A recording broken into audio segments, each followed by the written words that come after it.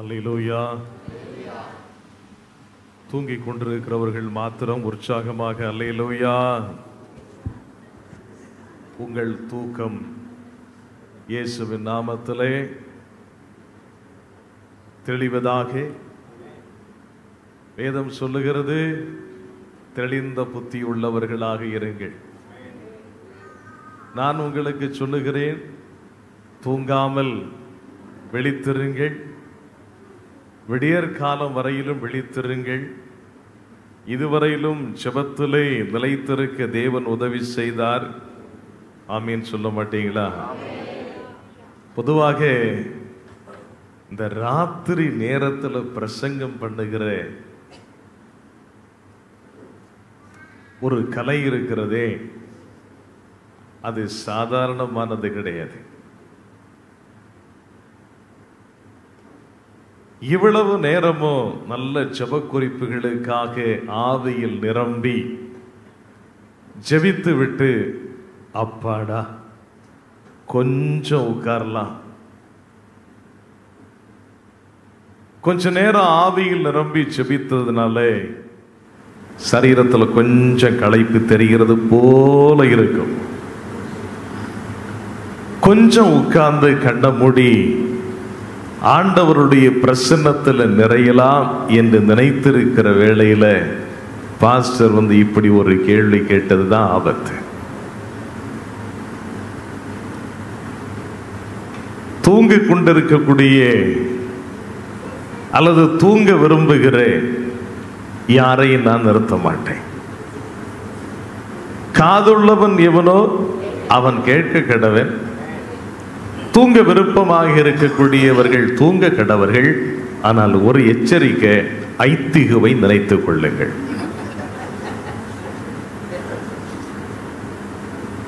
தெரியாதவர்கள் அந்த ஐத்திகு யார் என்பதை தெரிந்தவர்களிடத்திலே கேளுங்கள். அதை குறித்து ஒரு பெரிய செய்தி இந்த ராத்திரி வேளையிலே நான் பிரசங்கிக்க போவதில்லை. 12:05 நீண்ட பிரசங்கம் பண்ணுவது லேசான காரியம். சுருக்கமாக பிரசங்கம் பண்ணுவது கடினமான காரியம். இளைப்பாறுதலுக்குள்ளே பிரவேசித்த அந்த ஃபேன் வேண்டாம் அப்படிங்களா? சீர்காழி இயேசு பிரகாசம் என்கிற பாடகரும் சில தேவ ஊழியக்காரர்களும் அடியானும் இருந்த ஒரு கூட்ட மேடை. அந்த மேடையிலே திடீரென்று காலம் கொஞ்சமாக இருந்தபடியினால் நான் அதை அடிக்கடி நினைத்து பார்ப்பதுண்டு. திடீரென்று கேட்டார்கள், இப்பொழுது நம்முடைய மத்தியில் இருக்கக்கூடிய பாஸ்டர் அகஸ்டின் செல்லப்பன் அவர்கள் மிகவும் ரத்தின சுருக்கமாக ஜெபிப்பார்கள். நான் என்ன ஜெபித்தேன் என்பதை இப்ப சொல்ல போறேன். உலகத்துல இப்படி ஒரு ஜெபத்தை நீங்க கேட்டிருக்கவே முடியாது என்று நான் விசுவாசிக்கிறேன். எதற்காக ஜெபம்? கொடுக்கப்பட்ட காணிக்கைகளுக்கு, அப்புறம் கேட்க போகிற தேவ வார்த்தைகளுக்கு. நான் யோசித்தேன், இதற்கு சுருக்கமான ஒரு ஜெபம். ஆங்கிலத்தில் ஒரு பழமொழி உண்டு, brevity is a soul of it. சுருங்க சொல்லுவது மொழியின் அழகு. நான் போய் ஜெபித்தேன், ஒரே வார்த்தை, ஆண்டவரே கமா கொடுத்த காணிக்கைக்காகவும் கமா கொடுக்க போகிற செய்திக்காகவும் ஜெபிக்கிறேன். ஆமென். அல்லேலூயா. இப்ப நீங்க என்ன எதிர்பார்க்கிறீங்கன்னா, இதே மாதிரி இந்த ராத்திரியில ஒரு பிரசங்கத்தை பண்ணி முடிச்சீங்கன்னா நாங்க எவ்வளவு சந்தோஷப்படுவோம் தெரியுமா பாஸ்டர்? கொஞ்சம் உங்க முகத்துல அந்த எதிர்பார்ப்பு தெரிகிறது. ஆனால் வேதம் என்ன சொல்லுகிறது? ஆவியோ உற்சாகம் உள்ளதாக இருந்தாலும் மாம்சம் கொஞ்சம் பலவீனம் உள்ளதாகத்தான் இருக்கும். ஆனால் ஆண்டவருடைய வார்த்தை நமக்கு கொடுக்கப்பட்டிருக்கிறது என்னவென்றால், உன்னுடைய பலவீனத்திலே எனது பலன். எனவே நீங்கள் சோர்ந்து போக வேண்டாம், களைத்து போக வேண்டாம். எப்போதெல்லாம் தூக்கம் உங்களை தள்ளி போட நினைக்கிறதோ அப்போ உங்க காதுல ஒரு சத்தம் கேட்கும், பாஸ்டர் ஐத்திகுவை நினைத்து கொள்ளுங்கள் என்று சொன்னார். உடனே துள்ளி எழும்பிடணும். கவனமாக இந்த ராத்திரி வேளையிலும் ஆண்டவருடைய வார்த்தைகளை நாம் கேட்க போகிறோம். எத்தனை பேர் உண்மையாகவே இந்த கேள்வியை நான் அடிக்கடி கேட்பது வழக்கம். ஆண்டவர் அழுத்தி சொல்லும் போது மெய்யாகவே மெய்யாகவே என்று சொல்லுவார். Verily verily I say unto you, அழகா சொல்லுவார். மெய்யாகவே மெய்யாகவே நான் உங்களுக்கு சொல்லுகிறேன்.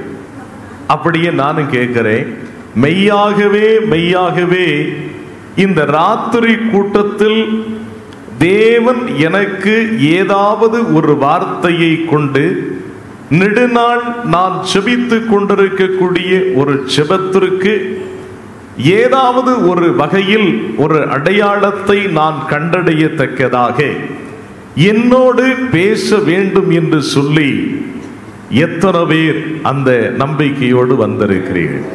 அல்லேலூயா. அவருடைய வார்த்தை சொல்லுகிறது, என்னிடத்தில் வருகிற ஒருவனையும் நான் புறம்பே தள்ளுவதில்லை. புறம்பே தள்ளுவதில்லை என்று சொன்னால் நீங்கள் வந்த வண்ணமாக வீட்டிற்கு போக மாட்டீங்க. போகும்போது தேவன் வெறுமையான பாத்திரமாய் காலியான பாத்திரமாய் வந்த உங்களை, உங்கள் மனதிலே உங்களை குடைந்து கொண்டிருக்கக்கூடிய கேள்விகளுக்கான பதிலை இந்த ராத்திரியிலே தந்தருள்வார் என்று நான் விசுவாசிக்கிறேன். காலையல்ல, நடந்து முடிந்த சிலுவை தியான கூட்டத்திலே வந்தவர்கள் யாராவது இருக்கின்றீர்களா? அல்லேலூயா. நீங்க யோசிப்பீங்க, சோதனையை சகிக்கிற மனுஷன் பாக்கியவான். பாஸ்டர், உங்க சோதனையை சிலுவை தியான கூட்டத்தில் சகிச்சோம், சீக்கிரமா சுமந்து இறக்கி வைக்க கூடாதா? அதி சீக்கிரத்தில் இந்த லேசான உபத்திரவம் நீங்கிவிடும் 2 மணியோடு. ஆமென். அல்லேலூயா. கர்த்தர் நல்லவர். இந்த ராத்திரி கூட்டத்திலும் ஆண்டவருடைய ஆவியினாலே தேவனுடைய வார்த்தைகளை நாம் தியானிக்க போகிறோம். பவுலடிகளார் கொரிந்து சபைக்கு எழுதும் போது ஒரு வார்த்தையை எழுதுகிறார். அது ஆதார வசனம் அல்ல, அதை ஒரு அறிமுக வசனமாக இங்கே சொல்லிவிட்டு ஆதார வசனத்தை நோக்கி நாம் போகலாம். 9ஆம் அதிகாரம் 26வது வசனத்திலே அங்கே பவுலடிகளார் கொரிந்து சபைக்கு ஒரு இலக்கை நோக்கி பயணிக்கிற வாழ்க்கையை அல்லது விசுவாச வாழ்க்கையை குறித்து சொல்லுகிறார். எனக்கு ஒருவர் தொடர்ந்து வேதம் வாசிக்கணும். ஏன்னா நல்ல கவனிங்க, நான் சிலுவை தியான கூட்டத்தில் சொன்னது ஞாபகம் இருக்கு. நமக்கு எங்க போட்டி வரும் தெரியுமா? பைபிள் படிக்கிறதுல தான் போட்டி வரும். ஒன்ன நான் விட மாட்டேன். சாத்தானை எப்படி எதிர்த்து நிற்க வேண்டும் என்பதில் நமக்கு போட்டி வராது. 30 வருஷம் பைபிள் படிச்சிருப்போம். 30 மணி நேரம் 72 மணி நேரம் முழங்காலில் நின்று சுவரை அடைக்கக்கூடிய மனிதனை போல அவதாரம் எடுத்து முடிந்தால் 3வது வானத்தை தாண்டி கூட போய்விட்டு வருவோம். ஆனா பிசாசுன்னு சொன்னா முதல்ல பயந்து ஓடுறது நம்ம தான், நான் இல்லை.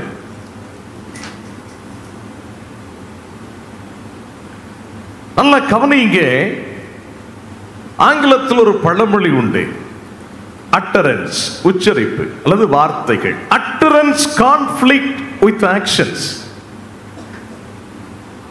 பேச்சுக்கள் அல்லது வார்த்தைகள் செயலோடு முரண்படுகிறது. அதே ஆண்டவருடைய வார்த்தை சொல்லுகிறது, இவர்கள் உதடுகளால் என்னை கனம் பண்ணுகிறார்கள், இவர்களுடைய இருதயமோ, சொல்லுங்க, இருதயமோ. நான் சிலுவை தியான கூட்டத்தில் சொன்னேன், எங்க சர்ச்சில் பைபிளை எடுத்து ஆதியாகமத்தை திருப்பி கொள்ளுவோம்னா கடைசியா எடுக்கிறது நான் தான். கடைசியா எடுக்கிறது பாஸ்டர் தான். ஆனா ஆதியாகமத்தை திருப்பிக் கொள்ளுவோம் என்று சொல்லி முடிப்பதற்குள்ளாக வசனத்தை எடுத்து வச்சு எங்க சபை விசுவாசிகள் காத்துட்டு இருப்பாங்க. முடியுங்க பாஸ்டர், வாசிக்கிறோம். எனக்கு அந்த கிருபை இல்லை. ஆனால் எனக்கு கொடுக்கப்பட்ட கிருபை ஆண்டவருடைய வார்த்தை இப்படி சொல்லுகிறது என்று சொல்லிவிட்டு போய்விடுவேன். கவனியுங்கள், இவர்கள் உதடுகளால் என்னை கனம் பண்ணுகிறார்கள், இவர்களுடைய இருதயமோ மிகவும் தூரமாக இருக்கிறது. நாம் ஜெபிக்கிறோம் உண்மைதான், உபவாசிக்கிறோம் உண்மைதான், ஆனால் ஆவிக்குரிய வாழ்க்கையிலே அனல் கொண்டு எரிய வேண்டிய நமது வாழ்க்கை அணைந்து போய் கொண்டிருக்கிறது என்பதுதான் மறுக்க முடியாத உண்மை. அதை இந்த கொரிந்துவுக்கு பவுலடிகளார் சொல்லுகிறதை வாசிப்போம். யாராவது ஒருவர் 9ஆம் அதிகாரம் 26வது வசனத்தை வாசிக்கலாம். ஆதலால் நான் நிச்சயம் இல்லாதவனாக ஓடேன். ஐயா, இன்ச் பை இன்ச்சா நம்ம போறோம். ஒரு பாயிண்ட் முடியுது. நான் நிச்சயம் இல்லாதவனாக ஓடேன். ராத்திரி கூட்டத்துக்கு வந்த உங்களை பார்த்து முதல்ல நான் கேட்ட கேள்வி, ஒரு நிச்சயத்தோடு வந்திருக்கிறீர்களா? நான் அதிக நாட்களாக ஜெபித்துக் கொண்டிருக்கக்கூடிய ஒரு ஜெபத்திற்கு இன்றைய செய்தியின் மூலமாக எனக்கு ஒரு பதில் கிடைக்கும், அல்லது நான் கேட்டுக்கொண்டிருக்கக்கூடிய கேள்விகளுக்கு ஒரு பதில் கிடைக்கும் என்கிற ஒரு நிச்சயம். அதை கொரிந்துவுக்கு பவுலடிகளார் சொல்லும் போது நான் நிச்சயம் இல்லாதவனாக ஓடேன். அடுத்து இன்னொரு ரகசியத்தை பவுலடிகளார் சொல்லுகிறார். சும்மா கம்பு சுத்துறது இல்லையா? நம்ம சொல்லுவோம் சென்னையில சும்மாவே கம்பு சுத்துறாப்பா. நான் சென்னைக்கு வந்துதான் சென்னை லாங்குவேஜ் எல்லாம் நிறைய கத்துக்கிட்டது, ரொம்ப அழகா இருக்கு. அடுத்த ஸ்டேட்மெண்ட்டை படிப்போம். ஆகாயத்தை அடிக்கிறவனாக சிலம்பம் பண்ணேன். சிலம்பம் இங்கதான் பண்ணுவாங்க, எங்க தரையில தான் பண்ணுவாங்க, கம்பை வச்சு சுத்துவாங்க. ஆனா நம்ம ஆட்கள் அதை இன்னும் அட்வான்ஸா சொன்னா, பவுல் இன்றைக்கு இந்த நிருபத்தை எழுதியிருந்தா எப்படி எழுதியிருப்பார் தெரியுமா? சும்மா கம்பி கிட்டாத. என்ன சொல்லியிருப்பாங்க சொல்லுங்க? இந்த கம்பி கட்டுற கதையெல்லாம் வேண்டாம். இதனுடைய அர்த்தம் என்ன? சாக்கு போக்கு சொல்லுவதற்கு இன்றைக்கு கிறிஸ்தவர்கள் என்று சொல்லக்கூடியவர்களே முன்மாதிரிகளாக இருக்கிறார்கள். இந்த ராத்திரி வேளையில் அதைத்தான் நம்ம கொஞ்சம் ஆழமா சிந்திப்போம். நான் கொஞ்சம் ஆழமா எதையும் யோசிக்கிறாள். காஸ் அண்ட் எஃபெக்ட், காரணமும் விளைவு. யாராவது இங்கிலீஷ் லிட்டரேச்சர் படிச்சவங்க இருக்கிறீங்க? டீச்சர்ஸ் இல்லை. எதுக்கு கேட்டேன்னா, கண்டிஷனல் கிளாஸஸ். நமக்கு பிடிக்காதது ஒன்று இங்கிலீஷ், இன்னொன்று மேத்ஸ். படிக்கும்போது பிடிக்காதது 2 சப்ஜெக்ட், ஒன்று இங்கிலீஷ், இன்னொன்று மேத்ஸ். கணக்கு வாத்தியார் வந்தா வேப்பங்கசாயம் மாதிரி, இங்கிலீஷ் வாத்தியார் வந்தா இடிச்ச புளி மாதிரி. இப்படிதான் மாணவர்கள் சொல்லுவாங்க, புளிக்கும். இதுல கண்டிஷனல் கிளாஸஸ் அப்படின்னு ஒன்று இருக்கு. அது எப்படின்னா, ஆண்டவர் இந்த புத்தகங்கள்ல சொல்லும் போது, முதல் 4 புத்தகங்களையும் சொல்லும் போது நிபந்தனைகளை சொல்லுவார். நீ இதை செய்தால் நான் இதை உனக்கு தருவேன். அதுதான் கண்டிஷன். கண்டிஷன் அண்ட் கண்டிஷனை பேஸ் பண்ணி வரக்கூடிய பிளெஸிங்ஸ். இன்றைக்கு மனிதர்கள் என்ன செய்கிறார்கள் என்றால், எனக்கு ஆசீர்வாதங்கள் வேணும், ஆனால் ஆண்டவருடைய கண்டிஷன்ஸை என்னால ஃபாலோ பண்ண முடியாது. அப்படி ஃபாலோ பண்ண முடியாம போறதுக்கு நான் நிறைய சாக்கு போக்கு சொல்லுவேன். இதைத்தான் பவுல் சொல்லுகிறார். நான் நிச்சயமில்லாதவனாக ஓடவும் மாட்டேன், ஆகாயத்தை அடிக்கிறவனாக சிலம்பம் பண்ணவும் மாட்டேன். இன்றைக்கு ஒரு நிச்சயத்தோடு இந்த ராத்திரி கூடுகையிலே வந்திருக்கிறோம். ஒரு தீர்மானத்தோடு இந்த பிரசங்கத்திற்கூடாக பரிசுத்த ஆவியானவர் நம்மை நடத்துவாராக. பவுலடிகளார் சொல்லுகிறபடி நமக்கு பிரகாசமுள்ள மனக்கண்களை அவர் தந்தருள்வாராக. இருள் என்னும் திரை அகலட்டும், உங்கள் மனக்குருடுகள் நீங்கட்டும். நிறக்குருடுகள் அல்ல, மனக்குருடுகள் நீங்கட்டும்.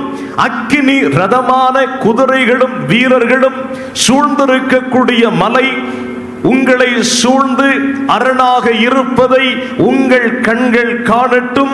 துணையாளர் உங்களோடு இதுவரையிலும் இருப்பதை ஆவிக்குரிய கண்களால் கண்டு நீங்கள் தேவனை மகிமைப்படுத்தத்தக்கதாக உங்கள் உதடுகள் பரிசுத்தமுள்ளவைகளாக மாறட்டும் என்று மறுபடியும் நான் வாழ்த்துகிறேன். அல்லேலூயா, அல்லேலூயா. ஆகவே ஒரு நிச்சயத்தோடு போகிறோம். இப்ப சொல்லுங்க, யாருக்கெல்லாம் தூக்கம் வருது? யாருக்கு வராது? வந்தால் ஐத்திகுவை நினைத்துக் கொள்ளுங்கள். ஆண்டவருக்கு மகிமை உண்டாவதாக. லூக்கா எழுதிய நற்செய்தி நூல் 11ஆம் அதிகாரம் 10வது வசனத்தை எடுத்துக் கொள்ளுங்கள். ஏனென்றால், ஐயா வாசிங்க. ஏனென்றால் கேட்கிறவன் எவனும் பெற்றுக்கொள்ளுகிறான், தேடுகிறவன் கண்டடைகிறான், தட்டுகிறவனுக்கு திறக்கப்படும். அல்லேலூயா, அல்லேலூயா, அல்லேலூயா. ஏனென்றால் கேட்கிறவன் எவனும் பெற்றுக்கொள்ளுகிறான், தேடுகிறவன் கண்டடைகிறான், தட்டுகிறவனுக்கு திறக்கப்படும். அதற்கு முந்தைய வசனம் 9வது வசனத்தை நான் உங்களுக்கு வாசிக்கிறேன். மேலும் நான் உங்களுக்கு சொல்லுகிறதாவது, கேளுங்கள் அப்பொழுது உங்களுக்கு கொடுக்கப்படும், தேடுங்கள் அப்பொழுது கண்டடைவீர்கள், தட்டுங்கள் அப்பொழுது உங்களுக்கு திறக்கப்படும். ஆண்டவராகிய இயேசு கிறிஸ்து இவைகளை சொன்ன பின்பு இந்த 10வது வசனத்திலே உறுதியாக சொல்லுகிறார். எப்படி சொல்லுகிறார் என்றால், ஏனென்றால் கேட்கிறவன் எவனும் பெற்றுக்கொள்ளுகிறான், தேடுகிறவன் கண்டடைகிறான், தட்டுகிறவனுக்கு திறக்கப்படும். ஆமென். அப்போ பழைய காலத்துல காலையில் 5 மணிக்கு இப்ப எல்லாம் அந்த பாடல் ஒலிக்க விடப்படுவதில்லை. காரணம் நாய்ஸ் பொல்யூஷன். Noise pollution. பழைய காலங்களில் கடிகாரங்கள் இல்லாத ஒரு காலம். ஆனால் பண்பாடுகள், மனிதன் நேசிக்கக்கூடிய ஒழுக்க நெறிகள் நிறைந்திருந்த ஒரு வாழ்க்கை இருந்தது. பக்கத்தில் இருக்கக்கூடிய திருச்சபையிலே காலையிலே 5 மணிக்கு பாடல் ஒலிக்க விடப்படும். கேளுங்கள் தரப்படும். சிங்கார மாளிகையில் செய்ய கீதங்கள் பாடிடுவோம், சிலுவை திரு சிலுவை, மலர்மணமே, இப்படி நிறைய பாடல்கள் காலை 5 மணிக்கு ஒலிக்க விடப்படும் போது நமக்கு தெரியும் காலை 5 மணியாகிவிட்டது. இந்த காலை 5 மணியாகிவிட்டது என்று சொல்லி நாம எழும்பும் போது மோசமான எந்த சத்தமும் கேட்காது, பொல்லாத நினைவுகள் வராது, நல்ல பாடலோடு நம்முடைய வாழ்க்கை ஆரம்பிக்கிறது. கரங்களை உயர்த்தி ஆமேன் சொல்லுங்க. உங்க வீடுகள்ல எல்லாம், நம்முடைய வீடுகள்ல நல்ல ஒரு பழக்கம் வரணும். என்ன பழக்கம் வரணும்னா, எங்க அம்மா சொல்லுவாங்க, நான் பார்த்தது தான் சொல்ல முடியல, நான் கேட்டதை சொல்ல முடியும். நீ இடது கை பக்கத்துல எழும்பி இருக்கிற, இன்னைக்கு உனக்கு எல்லாம் கெட்டதுதான். அதனுடைய அர்த்தம் என்ன? உன் வாழ்க்கைக்கு தேவையானவற்றை நீ தேடாமல் தேவையற்றவைகளை கேட்டு நீ எழுந்திருக்கிறாய். காலையில எழும்பும் போது நல்ல ஒரு பாட்டை கேட்கணும், நல்ல ஒரு வார்த்தையை கேட்கணும். இப்பதான் நம்ம கொஞ்சம் ஒரு படிக்குள்ள, ராத்திரி கூட்டத்தினுடைய செய்திக்குள்ள இறங்குறோம். அன்றைக்கு எப்படி இருந்தது? நல்ல ஒரு பாட்டு வரும், கேளுங்கள் தரப்படும், தட்டுங்கள் திறக்கப்படும், தேடுங்கள் கிடைக்கும் என்றார் இயேசு, தேடுங்கள் கிடைக்கும் என்றார். அடுத்து பாட்டு வரும், நல்ல போராட்டம் போராடிடுவோம், நெருங்கிடும் பாவத்தை, அப்படி எல்லாம் நல்ல பாட்டு கேட்கும். அப்போ காலையில எழும்பின உடனே என்ன போராட்டம் வந்தாலும் சரிதான், I will face any struggle in my life, as the Lord is with me. ஆண்டவர் என்னோடு இருக்கிறபடினாலே எப்படிப்பட்ட போராட்டங்களையும் நான் எதிர்கொண்டு I will win over, நான் ஜெயிப்பேன் அப்படின்னு ஒரு நாள் தொடங்கும். இன்னைக்கு கொஞ்சம் சூழ்நிலை எல்லாம் மாறி வாழ்க்கை எப்படி இருக்குன்னு தெரியுமா? நிறைய விசுவாசிகள் சொல்லும் போது ரொம்ப துக்கமா இருக்கும். அநேகர் பகிர்ந்து கொள்வார்கள், காலையில பிள்ளைங்களை எப்படி நம்ம எழுப்புறோம் சொல்லுங்களேன் சிஸ்டர். முதல்ல அன்பு சகோதரிகள்கிட்ட கேட்டுட்டு சகோதரர்களுக்கு வரேன், ஏன்னா ஈக்குவல் ரைட்ஸ் அவங்களுக்கு இருக்குதுன்னு நினைக்கிறேன். சிஸ்டர் சிஸ்டர்னு கேட்டா கஷ்டம்தான். என் அன்பு தாய்களே, காலையில நமது பிள்ளைகளை நாம எப்படி எழுப்புறோம்? கண்ணே, மணியே, என் செல்லம் அப்படி எழுப்புறோமா? யாராவது அப்படி எழும்பி தனது வாழ்க்கையை தொடங்கி இருந்தா அந்த வாழ்க்கை நன்மையில இருக்கும். அப்படி யாராவது சொல்லி எழுப்புற தாய்மார்கள் இங்க இருக்கிறீங்களா? அல்லேலூயா, ஆண்டவர் உங்களை ஆசீர்வதிப்பார். அப்ப மீதி உள்ளவங்க எல்லாம் எப்படி எழுப்புறீங்க? Oh my son, oh my daughter அப்படி எழுப்புறீங்களா? இல்ல, எனக்கு தெரியும், நல்லாவே தெரியும். ஆனா பரிசுத்த ஆவியானவர் வந்தாருன்னு வைங்க, எனக்கே கொஞ்சம் பயமா தான் இருக்கும்.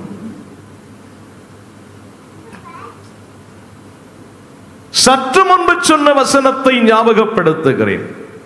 இவர்கள் உதடுகளால் என்னை கனம் பண்ணுகிறார்கள். பாஸ்டர் பார்க்கும்போது பாஸ்டர் பிரைஸ் தி லார்ட், பாஸ்டர்மா பிரைஸ் தி லார்ட், ஊழியக்காரரை பார்க்கும்போது அம்மா சோத்திரம், விசுவாசியை பார்க்கும்போது ஐயா சோத்திரம். வீட்டுக்கு போன சனியே தின்னுட்டு கிடக்குது. அது குழந்தை கேட்டா கூட பரவாயில்ல, பாவம் தகப்பனாரு பாரு, இந்த சனியனை பெத்து போட்ட ஒண்ணு வருது. ஒரு நாள் எப்படி தொடங்க வேண்டும் தெரியுமா? வசனம் சொல்லுகிறது, நான் சொல்லுகிறது எதுவும் என்னுடைய சொந்த வார்த்தைகள் அல்ல. வசனம் என்ன சொல்லுகிறது? தீமையானது ஒன்றும் எங்கிருந்து புறப்பட வேண்டாம், என் வாயிலிருந்து இல்ல. யாரெல்லாம் தீமையானதை பேசுகிறீர்களோ, தீமையானது ஒன்றும் உங்கள் வாயிலிருந்து புறப்பட வேண்டாம். அப்ப தீமையானது நம்முடைய வாயிலிருந்து புறப்பட்டால் அது எதை கொண்டு வரும்? தீமையை கொண்டு வரும். குழந்தையை பார்த்து சனியன்னு சொன்னா அது சனியன மாதிரி தான் வளரும். தெரியுமா? தெரியுமா உங்களுக்கு? பாஸ்டர், ஐயோ பாஸ்டர் ரொம்ப பாவம், புள்ள அடங்க மாட்டேங்கிறான் பாஸ்டர். நான் கேட்கிறேன், அது என்ன ஆடா மாடா மூக்கணாங்கேர் போட்டு கட்டுறதுக்கு? அடங்க மாட்டேங்கிறான் பாஸ்டர். முதல்ல அதுக்கு ஒரே ஒரு வழி இருக்கு. ஒரு குடும்பத்தினுடைய தலைவனும் தலைவியும் ஆண்டவருக்கு அடங்கி நடக்க வேண்டும். ஆமென் சொல்லுங்க பார்க்கலாமே. ஒரு குடும்பத்தினுடைய தலைவனும் தலைவியும் கடவுளுக்கு அடங்கி நடக்கும் போது பிள்ளைகள் பார்க்கும், ஐயோ என்னுடைய தாயும் தகப்பனும் இப்படி இருக்கிறபடியினால் நானும் இப்படித்தான் இருக்க வேண்டும். இல்லை என்றால் அவர்கள் என்ன செய்வார்கள்? என்னை கடிந்து கொள்ளுவார்கள் அல்லது என்னை தண்டிப்பார்கள் என்கிற ஒரு பயம் அந்த குழந்தைக்கு இருக்கும். ஆனா இன்றைய கிறிஸ்தவத்தினுடைய ஒரு நிலை, இந்த ராத்திரி கூட்டத்தில் கொஞ்சம் சிந்திப்போம். அநேகருக்கு நிறைய மனதில் காயங்கள் இருக்கும். என் பிள்ளை என்னை நேசிக்கவில்லை. நல்ல கவனிங்க, என் பிள்ளை என்னை நேசிக்கவில்லை, என் பிள்ளை என்னிடத்தில் பேசவில்லை, என் பிள்ளை என்னை புரிந்து கொள்ளவில்லை, எவ்வளவு கஷ்டப்பட்டு இந்த பிள்ளைகளை படிக்க வைத்தேன், ஆளாக்கினேன், எல்லாம் செஞ்சீங்க, எல்லாத்தையும் சமைச்சு வச்சுக்கிட்டு ஒரு துளி விஷத்தை ஊத்தி பாருங்க, ஒரு பானை சாப்பாடு ஒருத்தர் கூட சாப்பிட முடியாது, முழு சாப்பாடும் விஷமாகிவிடும். எனக்கு அருமையான தேவனுடைய ஜனமே, இந்த ராத்திரி கூட்டத்துல இப்படிப்பட்ட ஒரு நிலை இருந்து ஒரு நிம்மதியை அல்லது ஒரு சமாதானத்தை தேடி நீ உள்ளத்திலே உடைந்து போய் கொண்டிருந்து, நீ அழுது கொண்டிருந்து விம்மல்களோடு பெருமூச்சுகளோடு வாழ்ந்து கொண்டிருந்தால் இன்றைக்கு உன்னுடைய வாழ்க்கையை ஒரு நிமிடம் திரும்பி பார்த்து விட்டு இந்த வசனத்திற்குள்ளாக நீ தொடர்ந்து பிரவேசிக்க ஆண்டவர் உதவி செய்வாராக. ஆண்டவர் சொல்லிவிட்டு சொல்லுகிறார், ஏனென்றால் கேட்கிற எவனும் பெற்றுக் கொள்ளுகிறான், தேடுகிறவன் கண்டடைகிறான், தட்டுகிறவனுக்கு திறக்கப்படும். பாஸ்டர், இவ்வளவு நாளும் கேட்டுட்டு தான் இருக்கிறோம், இவ்வளவு நாளும் தேடிட்டு தான் இருக்கிறோம், இவ்வளவு நாளும் தட்டி கொண்டுதான் இருக்கிறோம், ஆனால் எதுவுமே நடக்கவில்லையே. அடுத்து வருவோம். கேட்கிற எவனும் பெற்றுக் கொள்ளுகிறான், தேடுகிறவன் கண்டடைகிறான், தட்டுகிறவனுக்கு திறக்கப்படும். இத்தனை வருஷமும் கேட்டுக்கொண்டுதான் இருக்கிறோம் ஐயா. இத்தனை வருடமும் தேடிக்கொண்டுதான் இருக்கிறோம், இத்தனை வருடங்களும் தட்டி கொண்டுதான் இருக்கிறோம். எந்த அற்புதமும் என்னுடைய வாழ்க்கையிலே நிகழவில்லை என்று நீங்கள் நினைத்தால், இந்த ராத்திரி உங்களுக்கு ஒரு அற்புதத்தின் ராத்திரியாய், உங்கள் கண்கள் திறக்கப்படத்தக்கதாக தேவன் உங்களை விடுவித்து அனுப்புகிற ராத்திரியாய் இருப்பதாக. அல்லேலூயா. இங்க கவனிங்க, ஒரு இன்ட்ரோடக்ஷன் சொல்றேன். இந்த சம்பவம் எங்க நடக்கிறது என்றால், ஆண்டவராகிய இயேசு கிறிஸ்துவினிடத்திலே வந்து சீஷர்கள், நீங்க நல்ல ஜெபத்தோட இருக்கணும். எதுக்கு தெரியுமா? பாஸ்டர் சீக்கிரம் பிரசங்கத்தை முடிக்கணும். பாஸ்டர் பாருங்க, நீங்க பார்க்கிற பார்வையை பார்த்தா, பாஸ்டர் நாங்க அப்படி நினைக்கல பாஸ்டர், எங்க வீட்டு சம்பவத்தை யாரோ உங்களுக்கு சொல்லி தந்துட்டாங்களோ அப்படின்ட்டு இருக்கு. கொஞ்சம் சகோதரிகளை பார்த்தா, ஒரு 4 மணி வரைக்குமாவது போக முடியுமா பாஸ்டர் அப்படின்ட்டு இருக்கு. அப்படித்தானே? ஆமென். அல்லேலூயா, அல்லேலூயா. ஆனாலும் கர்த்தருடைய வார்த்தை சொல்லுகிறது, அவர் திராணிக்கு மேலாக உங்களை யாரையும் சோதிக்க மாட்டார். ஆமீன் சொல்லலாமா? இப்ப தைரியமா சொல்லலாம். இப்ப கவனிப்போம். இயேசுவினுடைய சீடர்கள் யாருமா? நான் இப்படிதான் கேட்பேன். ஏன்னா தூங்குறவங்களை பார்த்து கேள்வி கேட்டு எனக்கு பழக்கம். இந்த கேள்வி கேட்கிற ஒரு பழக்கம் வாத்தியாரா இருந்து பிரசங்கியாரா மாறுறவங்களுக்கு ஒரு கைவந்த கலை. அப்படித்தானே? அதுவும் முன்பஞ்சில உட்கார்ந்து இருந்தவன் செத்தவன். ஏன்னா பார்த்த உடனே வாத்தியாருக்கு முன்னாடி இருக்கிறவன் தான் கேட்பாரு. அந்த பின்னாடி இருக்கிறவன் எல்லாம் எப்பவுமே தப்பிப்பான். அது ஏன் தெரியுமா? ஒவ்வொருத்தனையா கேட்டுட்டு வரும்போது பின்னாடி பெஞ்சில் இருக்கிறவன் அப்படியே மனசார வேண்டிப்பான், ஆண்டவரே சீக்கிரம் பெல் அடிச்சிருந்தப்பா.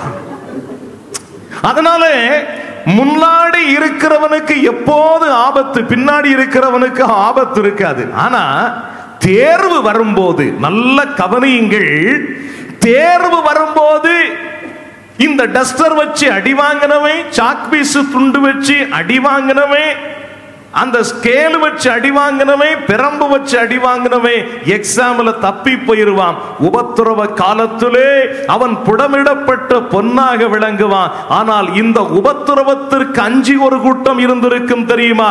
அவர்கள் நீச்சலாளம் பழகாமலே கடல் அலைகளை பார்த்து கரையிலே இருந்து கரை சேர முடியாத ஒரு நிலையிலே இருப்பார்கள். ஆகவே கவனமாக இருக்கணும். இயேசுவனுடைய சீடர்கள் வந்து இயேசுவினிடத்தில் சொன்னார்கள், ஐயா, யோவான் என்கிற ஒருத்தன் இருக்கிறான், அவன் அவனுடைய சீடர்களுக்கெல்லாம் ஜெபிக்க சொல்லிக் கொடுக்கிறான், எங்களுக்கும் ஜெபிக்க சொல்லித்தாருங்க. இது எப்படின்னா நம்ம சகோதரிகள் மாதிரி கேட்கறது. பக்கத்து வீட்டுல அவங்களுக்கு அந்த Dress வாங்கி கொடுத்திருக்கிறாங்க, நீங்கள் அதே மாதிரி எனக்கு வாங்கி கொடுங்க. இப்ப இருக்கக்கூடிய நிலையை பார்த்தா பாவம், நீங்க எல்லாம் பரவாயில்லன்னு நினைக்கிறேன். கர்த்தருக்கு சோத்திரம். நகை போடாதவர்கள் பாக்கியவான்கள். விற்கக்கூடிய விலையிலே அவர்கள் வாங்கவே முடியாது.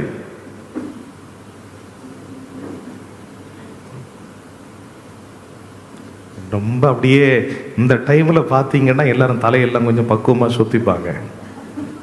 என்ன ஒரு செகண்ட் பார்த்திருப்போம். கர்த்தருக்கு சோத்திரம். ஐயா, யோவான் ஜெபிக்க சொல்லிக் கொடுக்கிறார், எங்களுக்கும் நீங்கள் ஜெபிக்க சொல்லி தர வேண்டும் அப்படின்னு சொல்லிட்டு கேட்டாங்க. கேட்ட உடனே ஆண்டவர் என்ன சொன்னார்? நல்ல கவனிங்க. அவர் ஜெபிக்க மட்டும் சொல்லி கொடுக்கவில்லை. பேதுருவை கூப்பிடும் போது ஒரு ஸ்டேட்மெண்ட் சொன்னார். என்ன சொன்னாரு? பேதுருவே, நீ என்னை பின்பற்றி வா. பேதுரு மீனை பிடிக்கக்கூடிய ஒரு மீனவன். he was a fisherman. ஆனா ஆண்டவர் அழகாக இங்கிலீஷ்ல வந்து நல்ல ஒரு ஸ்டேட்மெண்ட் அதை சொல்லுவாங்க, I will make you fishers of men. நீ என்னை பின்பற்றி வா, உன்னை மனிதர்களை பிடிக்கிறவர்களாக மாற்றுவேன். கரங்களை உயர்த்தி, எவன் ஒருவன் தேவனுடைய வார்த்தையை கேட்டு தேவன் காட்டுகிற பாதையிலே அவன் போகிறானோ, தேவன் அவனை மனிதர்களை பிடிக்கிறவனாக மாற்றுகிறார். அல்லேலூயா. இப்போ ஆண்டவரிடத்தில் சீடர்கள் கேட்டாங்க, யோவான் ஜெபிக்க சொல்லி கொடுத்தது போல எங்களுக்கும் ஜெபிக்க சொல்லி தாருங்கள். நம்முடைய ஆண்டவர் வெறும் ஜெபத்தை சொல்லிக் கொடுக்கிறவர் அல்ல, ஜெபத்தினுடைய முக்கியத்துவத்தை சொல்லிக் கொடுத்தார். அல்லேலூயா. Jesus Christ taught the most important things of prayer. ஜெபத்தினுடைய முக்கியமான காரியங்களை சொல்லிக் கொடுத்தார். அது எங்கே இருக்கிறது என்றால், இதே 11ஆம் அதிகாரத்தில் வாசிக்க போகிறோம். 5, 6, 7, 8 லூக்கா 11ஆம் அதிகாரத்தில் 5, 6, 7, 8. பின்னும் அவர் அவர்களை நோக்கி, உங்களில் ஒருவன் தனக்கு சிநேகிதனாய் இருக்கிறவனிடத்தில் பாதி ராத்திரியிலே போய், சிநேகிதனே, என் சிநேகிதன் ஒருவன் வழிப்பிரயாணமாய் என்னிடத்தில் வந்திருக்கிறான், அவன் முன் வைக்கிறதற்கு என்னிடத்தில் ஒன்றுமில்லை, நீ 3 அப்பங்களை எனக்கு கடனாக தர வேண்டும் என்று கேட்டுக்கொண்டான். வீட்டுக்குள் இருக்கிறவன் பிரதியுத்தரமாக, என்னை தொந்தரவு செய்யாதே, கதவு பூட்டியாயிற்று, என் பிள்ளைகள் என்னோட கூட படுத்திருக்கிறார்கள், நான் எழுந்திருந்து உனக்கு தரக்கூடாது என்று சொன்னான். பின்பு தனக்கு அவன் சிநேகிதனாய் இருக்கிறது நிமித்தம் எழுந்து அவனுக்கு கொடாவிட்டாலும் தன்னிடத்தில் அவன் வருந்தி கேட்கிறது நிமித்தமாவது, கவனிப்போம், தன்னிடத்தில் அவன் வருந்தி கேட்கிறது நிமித்தமாக. கரங்களை உயர்த்தி ஒரு ஆமென் சொல்லலாமா? தன்னிடத்தில் அவன் வருந்தி கேட்கிறது நிமித்தமாக எழுந்திருந்து அவனுக்கு தேவையானதை கொடுப்பான் என்று உங்களுக்கு சொல்லுகிறேன். இது நான் சொன்னதல்ல, ஆண்டவராகிய இயேசு கிறிஸ்து அங்கே ஒருவன் எப்படி ஜெபிக்க வேண்டும் என்று எங்களுக்கு சொல்லி தாருங்கள் என்று சொன்னபோது வெறும் ஜெபத்தை அல்ல, ஜெபத்தினுடைய மேன்மையை சொல்லிக் கொடுத்தார். அல்லேலூயா, அல்லேலூயா. ஆகவே தான் கேட்கிற எவனும் பெற்றுக் கொள்ளுகிறான், தேடுகிறவன் கண்டடைகிறான், தட்டுகிறவனுக்கு திறக்கப்படும் என்பதை இங்கே ஆண்டவர் சொல்லி அந்த ஜெபத்தினுடைய மேன்மை எப்படி இருக்கும் என்பதும் ஜெபத்தினுடைய முக்கியத்துவம் எப்படி இருக்கும் என்பதையும் சொல்லுகிறார். கவனியுங்கள், சில ஜெபங்கள் உடனடியாக ஆன்சரை கொண்டு வரும், விடையை கொண்டு வரும். அந்நாள் ஒவ்வொரு வருடமும் கணவன் எல்கானாவோடு எருசலேமிலே தொழுது கொள்ள போவாள். அங்கே ஆசாரியன் இருந்திருப்பான். ஆனால் நன்றாய் கவனியுங்கள், விசேஷமாக அன்றைக்கு ஏலியினுடைய கண்கள் அன்னாளை கண்டது. அவன் கேட்டான், காரியங்களை அறிந்தான். அவன் நினைத்தான் அன்னாள் குடித்து வெறித்திருப்பாள் என்று நினைத்த போது அவள் இல்லை என்றான். அவன் கடைசியிலே சொன்னான், நீ சமாதானத்தோடு போய் என்று சொன்னான். அல்லேலூயா, அல்லேலூயா, அல்லேலூயா. ஆண்டவன் நடந்து வருகிறார். பெரும்பாடுள்ள ஒரு சகோதரி, நல்ல கவனிக்கணும். நான் கடந்த நாட்களில் இவைகளை குறித்து ஆழமாய் சிந்தித்துக் கொண்டிருந்தேன்.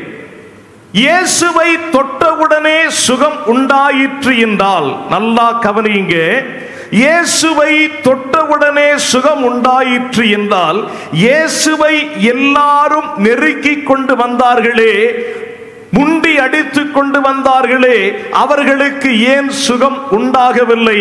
அவர்களுக்கு ஏன் விடுதலை உண்டாகல தெரியுமா? அவர்கள் எல்லாரும் இயேசுவை பார்க்க வந்தவர்கள். ஆனால் அங்கே ஒருத்தி 12 வருடங்களாக தன்னிடமிருந்த பணத்தை எல்லாம் செலவழித்து எந்த விதமான வைத்தியராலும் குணமாக்க முடியாத ஒரு நிலையில அவளுக்கு கடைசியில ஒரு நம்பிக்கை இருந்து எல்லாரும் நெருக்கி அடித்து இயேசுவை பார்க்க வந்த நேரத்தில், இவரா அவர் என்று பார்க்க வந்த நேரத்தில் அவள் மட்டும் விசுவாசத்தோடு வந்து அவரை தொட்டால். எல்லாரும் நெருக்கினாங்க, இவள் விசுவாசத்தோடு வந்து அவருடைய வஸ்திரத்தை தொட்டாள். அப்பொழுதே அவள் சுகமடைந்தாள். இன்றைக்கு அநேக ஜெபங்கள் கேட்கப்படாததற்கு காரணம் என்ன என்றால், கேட்டு பெற்றுக்கொள்ளுவோம் என்கிற விசுவாசத்தோடு தேவனிடத்தில் வர முடியாமல் போனது காரணம். ஜெபம் முடிந்த உடனே என் ஜெபத்திற்கு ஆண்டவர் பதில் தந்து விட்டார் என்று நம்பி வீட்டிற்கு அன்னாளை போல நீ சமாதானத்துடனே போ என்கிற வார்த்தையை அவள் கேட்டு சமாதானத்துடனே போக முடியாத ஒரு நிலையில இன்றைக்கும் நாம் காணப்படுவதுதான் காரணம். அன்னாள் சமாதானத்தோடு போனாள். ஆகவே இன்றைக்கு நாம் அறிந்து கொள்ள வேண்டிய ஒரு முக்கியமான காரணம், ஏன் சில ஜெபங்கள் கேட்கப்படலை? முழு இரவு ஜெபம் இல்லை, ஏன் ஜெபங்கள் கேட்கப்படலை? உபவாசிக்கிறோம், வெள்ளிக்கிழமை உபவாசிக்கிறோம், நேரம் கிடைக்கும் போது உபவாசிக்கிறோம், எல்லாம் செய்யணும், கேட்கப்படலைன்னா ஒரே ஒரு காரியம் உங்களுக்கு சொல்லுகிறேன். ஒன்று வாசிக்கலாம்.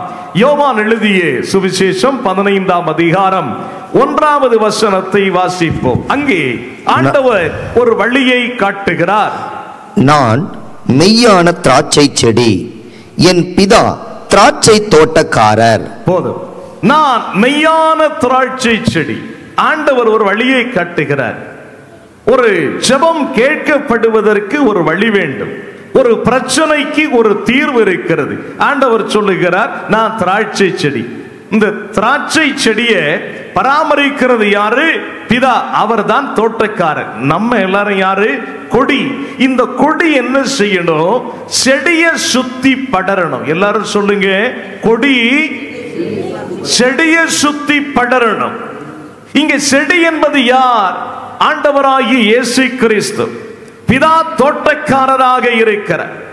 யோர்தான் ஆற்றிலே யோவான் ஸ்நானகனாலே ஆண்டவராகிய இயேசு கிறிஸ்துவுக்கு திருமுழுக்கு கொடுக்கப்பட்ட போது என்ன சத்தம் உண்டாயிற்று? இவருக்கு செவி கொடுங்கள், கவனியுங்கள். இங்கே இந்த நற்செய்தி நூலில் அழகாக ஆண்டவராகிய இயேசு கிறிஸ்துவனுடைய வார்த்தையை பாருங்கள். நான் எப்படி இருக்கிறேன்? மெய்யான திராட்சை செடி. அதை மறுபடியும் வாசிப்போம். நான் மெய்யான திராட்சை செடி. ஒரு நிமிடம். திராட்சை செடி இல்லை, மெய்யான ஒரு அட்ஜெக்டிவ் இருக்கு, பெயர் உரிச்சல். எனது திராட்சை செடி. என்ன திராட்சை செடி? மெய்யான திராட்சை செடி. நிறைய திராட்சை செடிகள் இந்த உலகத்தில் இருக்கு. இன்றைக்கு மனிதன் அழிந்து போவதற்கு காரணம் திராட்சை செடிகளை இவன் பற்றி படருவதுதான் காரணம். ஆனால் ஆண்டவர் சொல்லுகிறார், நான் தான் மெய்யான திராட்சை செடி. இன்றைக்கு சொந்தங்கள் இருக்கிறார்கள், பந்தங்கள் இருக்கிறார்கள், நண்பர்கள் இருக்கிறார்கள், உற்றார் உறவினர்கள் இருக்கிறார்கள். ஆனால் இவர்கள் எல்லாரும் திராட்சை செடிகளை போன்றவர்கள் தான். ஒரு கஷ்டம் வரும்போது யாரும் இருக்க மாட்டாங்க, துன்பம் வரும்போது யாரும் இருக்க மாட்டாங்க. ஆனா ஆண்டவருடைய வார்த்தை பாருங்க, நானே மெய்யான திராட்சை செடி. அப்போ இந்த செடியை சுத்தி கொடியாகிய நாம் படரணும். அது எப்படி படரணும்னா வாசிக்கலாமே. 1 தெசலோனிக்கேயருடைய புத்தகம் 5ஆம் அதிகாரம் 17வது வசனத்தை வாசியுங்கள். இடைவிடாமல் ஜெபம் பண்ணுங்கள். பற்றி படர வேண்டுமானால் என்ன செய்யணும்? இடைவிடாமல் என்ன செய்யணும்? தூங்குறவங்க மட்டும் இப்ப பேசுங்க. இடைவிடாமல். நிறைய பேர் தூங்குறது மாதிரி தெரியுது. நீங்க என்ன கண்ணுல இருந்து தப்ப முடியாது. என்ன நம்ம வாத்தியாரா இருந்து வந்தனால தெரியும். எப்படி இங்க பாருங்க, இப்படியே வச்சுட்டு இருப்போம். பார்க்கும்போது இங்க இருந்து பார்க்கும்போது நமக்கு சீரியஸா தெரியும். எப்படி தெரியுமா? ஓஹோ, ரொம்ப கவனமா பார்த்துக்கிட்டு இருக்காங்க. நானும் ஸ்டூடெண்டா இருந்து வாத்தியாரானவன், அதனால இந்த பிற்றடிக்கிறவன் நல்லா தெரிஞ்சிடுங்க. திருட்டு மொழியா முழிச்சுக்கிட்டு இங்கே அங்கேயே பார்க்கிறவங்களை எனக்கு நல்லா தெரியும். நல்லா கவனிக்கணும். இடைவிடாமல், சத்தமா சொல்லுங்களேன், இடைவிடாமல். கொஞ்சம் கூட சொல்லலாமா? இடைவிடாமல். இப்ப உங்கள்ட்ட தான் கேட்க போறேன். இடைவிடாமல்னா என்னது? நான் ஸ்டாப்பா ஜெபம் பண்ணணும். நீங்க நான் ஸ்டாப்பா இங்க இருந்து அண்டார்டிகா ஓடுனா என்ன ஆகும்? நம்ம அப்படிதான் படிச்சிருக்கிறோம். இந்த ராத்திரி வேளையில உங்களை விட மாட்டேன். இன்னைக்கு ஒரு தெளிவோட தான் நீங்க வீட்டுக்கு போனோம். பாத்திரம் எல்லாம் நல்ல கழுவி சுத்திகரிக்கப்பட்டு மண்டை கிளீனா இருக்கணும். இடைவிடாமல் மூச்சு விடாம கொஞ்ச நேரம் ஜெபம் பண்ணுங்க பார்க்கலாம். அப்படி ஜெபம் பண்ணா என்ன ஆகும் தெரியுமா? காலையில என்ன ஐயா? தேவசாயல் நாக மாறி தேவனோடிருப்பேன், நானும் தேவனோடிருப்பேன், அந்த நாளும் நெருங்கிடுதே. இந்த இடைவிடாமல் என்கிற ஒரு ஜெபத்தை எப்படி நினைக்கிறாங்க தெரியுமா? ஹல்லேலூயா ஆண்டவரே. அப்படி மூச்சு விடுதோ இல்லையோ அந்த காற்று கூட 70லிருந்து 72 76 தடவை அடிக்குதான் லேப்டாப்னு. நம்ம என்ன நினைக்கிறோம் தெரியுமா? இடைவிடாமல் ஜெபம் பண்ணுங்கன்னா 12 மணியிலிருந்து 12 மணி வரைக்கும் பிரேக் இல்லாம ஜெபிக்கணும் அப்படின்னு நினைக்கிறோம். ஆண்டவருடைய வார்த்தையை என்னைக்காவது நீங்க பைபிள் எத்தனை பேர் வாசிக்கிறீங்க? தூங்குங்களேன், கையை தூங்குங்களேன். ஆண்டவர் உங்களை ஆசீர்வதிப்பாராக. இப்ப கீழே போடுங்க. பைபிளை எத்தனை பேர் தியானிக்கிறீங்க? பொய் சொல்லக்கூடாது, பட்சிக்கிற அக்கினி வந்துரும். அல்லேலூயா. நல்ல பாருங்க, வேதத்துல எங்கேயாவது இரவும் பகலும் பைபிளை வாசிக்கிறவர்கள் பாக்கியவான்கள் என்று இருக்கிறதா? இரவும் பகலும் அவருடைய வேதத்தில் தியானமாக இருக்கிறவன் பாக்கியவான் என்று எழுதப்பட்டிருக்கிறது. இப்ப ஒரு 5 பேர் தான் தூக்குனீங்க தியானிக்கிறதுல. இந்த பைபிள் வாசிக்கிறது என்ன தெரியுமா? அப்படியே எடுத்த உடனே அதிலே வார்த்தை இருந்து அந்த வார்த்தை தேவனாய் இருந்து தேவனோட. சரி சிஸ்டர், பிரதர், அல்ல என்ன கண்டுபிடிச்சீங்க? வேதத்தை தியானிக்க வேண்டும். தியானிக்கும் போது நமக்குள்ளே ஒரு அனல் மூடும் அனுபவம் உண்டாகும். அல்லேலூயா, அல்லேலூயா. இந்த இடைவிடாமல் ஜெபம் என்பது என்ன தெரியுமா? இப்ப ஒண்ணு வேண்டாம். இப்ப நம்ம எல்லாரும் ஹாப்பியா இருக்கிறோம். எத்தனை பேர் ஹாப்பியா இருக்கிறீங்க? ஓ, நீங்க எல்லாம் ஹாப்பியா இல்ல, அவங்க எல்லாரும் ஹாப்பியா இல்ல. பாவம் பாஸ்டர் இப்படியே போனா அவர் சொன்னபடியே 4 மணி ஆகும். ஆனாலும் சோதனையை சகிக்கிற மனுஷன் பாக்கியவான். அல்லேலூயா சொல்லுங்க. கர்த்தர் நல்லவன். இடைவிடாமல் ஜெபம்னா ரொம்ப முக்கியமானது. ஏன்னா இன்னைக்கு மக்களுக்கு அது தெரியல. இப்ப நம்ம எல்லாரும் சந்தோஷமா இருக்கிறோம். நைட்டு எல்லாரும் சாப்பிட்டுட்டு வந்தவங்க எல்லாரும், நான் சாப்பிட்டேன் பாஸ்டர், நல்ல அருமையான போஜனத்தை கொடுத்தாரு, தெய்வம் தங்களை அனுக்கிரகிக்குவான். வேற யாரெல்லாம் நல்ல கறி சோறெல்லாம் சாப்பிட்டு வந்திருக்கிறீங்க? அது எனக்கு தனியாவே தெரியும். ஏன் தெரியுமா? தூக்கம் அடிச்சு தூக்கிட்டு போயிடும். இந்த வெஜ்ஜு சாப்பிட்டவங்க மட்டும் இப்போதைக்கு கொஞ்சம் பிரிஸ்கா இருப்பாங்க. ஏன்னா சீக்கிரம் பசி எடுக்கும். வேலை செஞ்சவங்களுக்கு கூட பசி இருக்காது. சாப்பிட்டுட்டு சும்மா இருக்கிறாங்க பாருங்க, அவங்களுக்கு ரொம்ப பசிக்கும். பார்த்துருக்கிறீங்களா? ஆமா, ரொம்ப பசிக்கும். இப்ப பாப்போம். இப்ப நம்ம எல்லாம் சாப்பிட்டுட்டோம், நல்லா சாப்பிட்டுட்டோம். இடைவிடாமல் ஜெபிக்கிறது. நாளைக்கு காலையில திடீர்னு பாஸ்டர் ஆஸ்பான் சொல்லுகிறார், சொல்ல மறந்துட்டேன், அடியானையும் ஒரு பொருட்டாக நினைத்து நான் அப்பிரயோஜனமான ஒரு மனிதன். இந்த இரவு ஜெபத்திற்கு என்னை அழைத்த இந்த ஸ்தல போதகருக்கு நான் உள்ளத்தின் ஆழத்திலிருந்து நன்றி சொல்லுகிறேன். அல்லேலூயா. பாத்தீங்களா மாம்சம் எவ்வளவு பலவீனம், ஆவி உற்சாகம் உள்ளது. இப்ப காலையில பாஸ்டர் ஆஸ்பான் சொல்லுகிறாங்க, my dear brothers and sisters, 3 நாளுக்கு புசியாமல் குடியாமல் நாம் உபவாசிக்க போகிறோம். அல்லேலூயா சொல்லுங்க. உண்மையாவா? இல்ல நீங்க சொல்றத பார்த்தா சும்மா நான் சொல்றதுக்காக எல்லாம் கை தூக்க கூடாது. நம்ம பொய் சொல்றதுக்கு அஞ்சவே மாட்டோம். 2 இடத்துல, ஒன்னு பள்ளிக்கூடத்துல, இன்னொன்னு சர்ச்சில். தெரியுமா உங்களுக்கு? எதை கேட்டாலும் அல்லேலூயா பார்த்து தூக்கணும். 3 நாள் நீங்க தாங்குவீங்க? தாங்க மாட்டீங்கல்ல, ஒத்துக்கிறீங்கல்ல, அப்புறம் எதுக்கு அல்லேலூயா ஆமேன்? கவனமா இருக்கணும். இல்ல முடியாத விஷயத்தை தூக்க கூடாது. ஏன்னா தேவனுடைய சமூகம் பரிசுத்தமானதும் பயப்படத்தக்கதுமாயிருக்கிறது. தேவாலயத்திலே தேவன் வாசமாயிருக்கிறார்.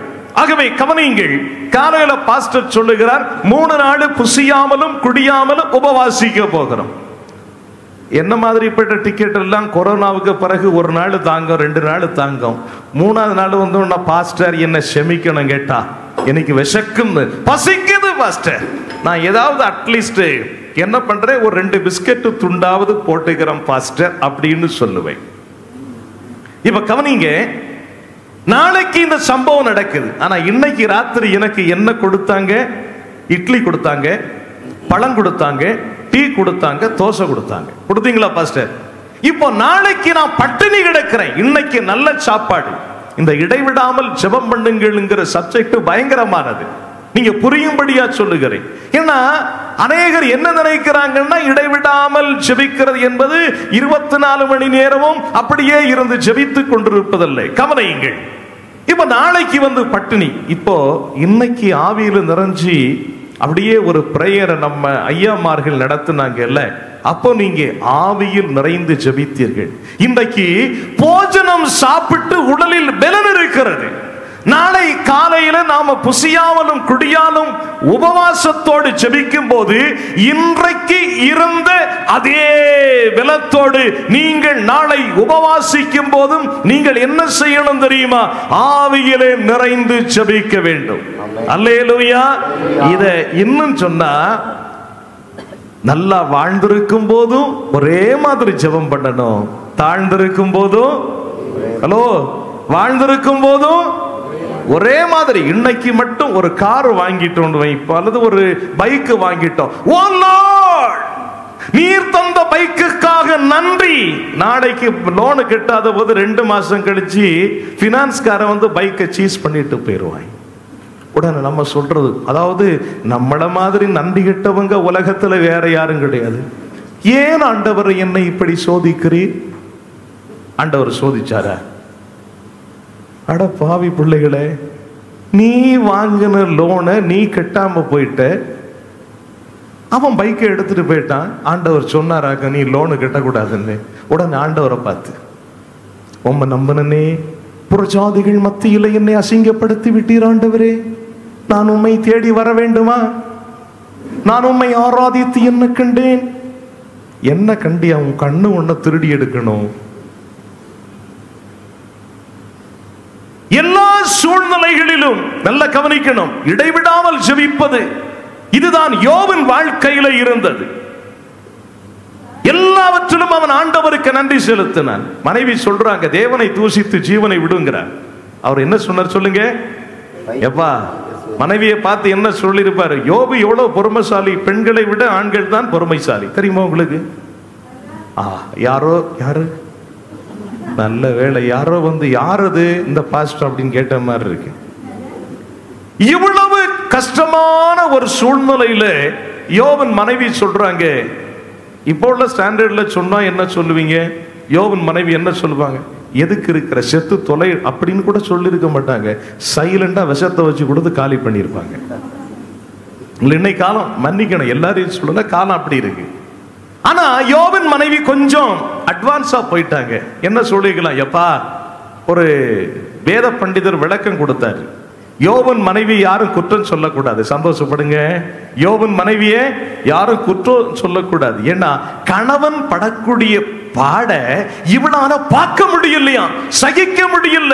என் கணவன் இவ்வளவு வேதனைப்படுகிறான் என்று நினைத்து நீ செத்துருன்னு சொல்லலையா, மொழிபெயர்ப்புல கோளாறு இருக்கா. அவள் யோபுவினிடத்திலே சொன்னாளாம், தேவனிடத்திலே உன்னை ஒப்பு கொடுத்து விடும் என்று சொன்னாளாம். அல்லேலூயா, அல்லேலூயா. இப்போ அப்படி இருக்கிற பட்சத்துல கர்த்தர் கொடுத்தார், கர்த்தர் எடுத்தார், கர்த்தருடைய நாமத்துக்கே ஸ்தோத்திரம் என்று சொன்ன அந்த உத்தமனும் சன்மார்க்கனும் நீதிமானுமாயிருந்த யோபு மனைவிக்கு என்ன பதில் சொன்னான் தெரியுமா? எம்மா, நன்மைகளையே பெற்றுக்கொண்டது இந்த வாய்தான். கர்த்தர் நம்மை சோதித்து பார்க்கும் போது அல்லது சோதிக்க ஒப்பு கொடுக்கும் போது நாம் ஆண்டவரை மறுதலிக்கலாமா? மறுதலிக்க கூடாது. இது என்னவென்றால் பவுலடிகர் அழகாக சொல்லுவார், நான் எல்லாவற்றிலும் ஃபில் பண்ணுங்க, மனரம்மியமாக. எல்லாரும் சொல்லுங்க, மனரம்மியமாக இருக்க கற்றுக்கொண்டேன். அதுதான் இடைவிடாமல் ஜெபம் பண்ணுவது. இன்னைக்கு சந்தோஷமா இருந்தா ஜெபம், நாளைக்கு வந்து ஒரு கஷ்டம் வந்தா ஆண்டவராவது யாராவது. எனக்கு ஆண்டவர் தெரியாது. பாஸ்டர் கேட்பாரு, ஏன் சிஸ்டர், ஏன் பிரதர் சர்ச்சுக்கு வரல? அட போங்க பாஸ்டர், சர்ச்சுக்கு வந்து மட்டும் நான் என்னத்தை கண்டுட்டேன்? No, never say it again in your life. It is a sin, the Lord always detests it. ஆண்டவர் அதை வெறுக்கிறார். அப்படி சொல்லவே கூடாது. நீங்கள் நாளும் நிர்மூலமாகாமல் இருப்பது ஆண்டவருடைய. அப்போ இடைவிடாமல் ஜெபிப்பது என்பது, இன்னைக்கு எனக்கு சாப்பாடு கிடைச்சாலும் நான் கர்த்தருக்கு நன்றி செலுத்தணும், ஒருவேளை சாப்பாடு கிடைக்காம இருந்தாலும் நன்றி செலுத்தணும். ஆமீன் சொல்லலாமா? அதைத்தான் பக்தன் எழுதினான். பக்தர்கள் அந்த காலத்தில் ஆவியில நிறைந்து பாடல்களை எழுதினார்கள். இன்றைக்கு உலகம் வேற பாதையில போய் கொண்டிருக்கிறது. அப்படியே இல்லையோ? பரவாயில்ல. யாராவது தம்பி காட்சி பிடிப்பீங்களா? பரவாயில்ல, ரைட், நம்ம பாடுவோம். இப்ப பாட போறோம். என்ன வந்தாலும் நம்புவேன். எத்தனை பேருக்கு இந்த பாட்டு தெரியும்? ஆமென். என்னோடு சேர்ந்து price the Lord, price the Lord. என்ன வந்தாலும் நம்புவேன் இன்னேச மீட்பரை.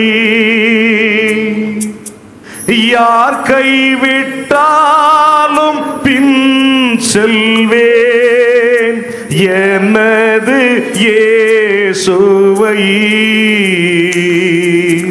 அகல ஆழ உயரமாய் எவ்வளவு அன்பு கூர்ந்தா, என்ன துன்பங்கள் வந்தாலும் என்னை கைவிட மாட்டார். என்ன துன்பங்கள் வந்தாலும் என்னை கைவிட மாட்டார். எத்தனை பேர் விசுவாசிக்கிறீங்க? நீங்க கொஞ்சம் அந்த பேதுரு மாதிரி தெரியுது. எத்தனை பேர் விசுவாசிக்கிறீங்க? அதை எப்படி சொல்றது தெரியுமா? ஹல்லேலூயா. செடிய சுத்தி கொடி படரணும்னா இடைவிடாமல் ஜெபிக்கக்கூடிய அனுபவம் வேணும். அதாவது என்ன வந்தாலும் நான் நம்புவேன் அப்படிங்கிறது மாதிரி ரோமருக்கு எழுதும்போது அன்பியும் அவருடைய தீர்மானத்தின்படி அழைக்கப்பட்டவர்களாய் அவரிடத்தில் அன்பு கூறுகிறவர்களுக்கு ஒன்றல்ல ரெண்டல்ல, எல்லாரும் சொல்லுவோம் சகலமும். அது சத்தமா சொல்லுங்களேன். இப்பதான் தூக்கம் வெளியே போச்சுது. இவ்வளவு நேரம் அது உங்களை போட்டு படுத்திட்டு இருந்த பாடு இருக்கே, சகலமும். திரும்ப வந்த மாதிரி கூட்டது மாதிரி தண்ணிலும் பொல்லாத இன்னும் கொஞ்சம் ஆவியில கூட்டி இருந்த மாதிரி அழகா சொல்லுங்க, சகலமும். அப்பாடா, நன்மைக்கு ஏதுவாகவே நடக்கிறது.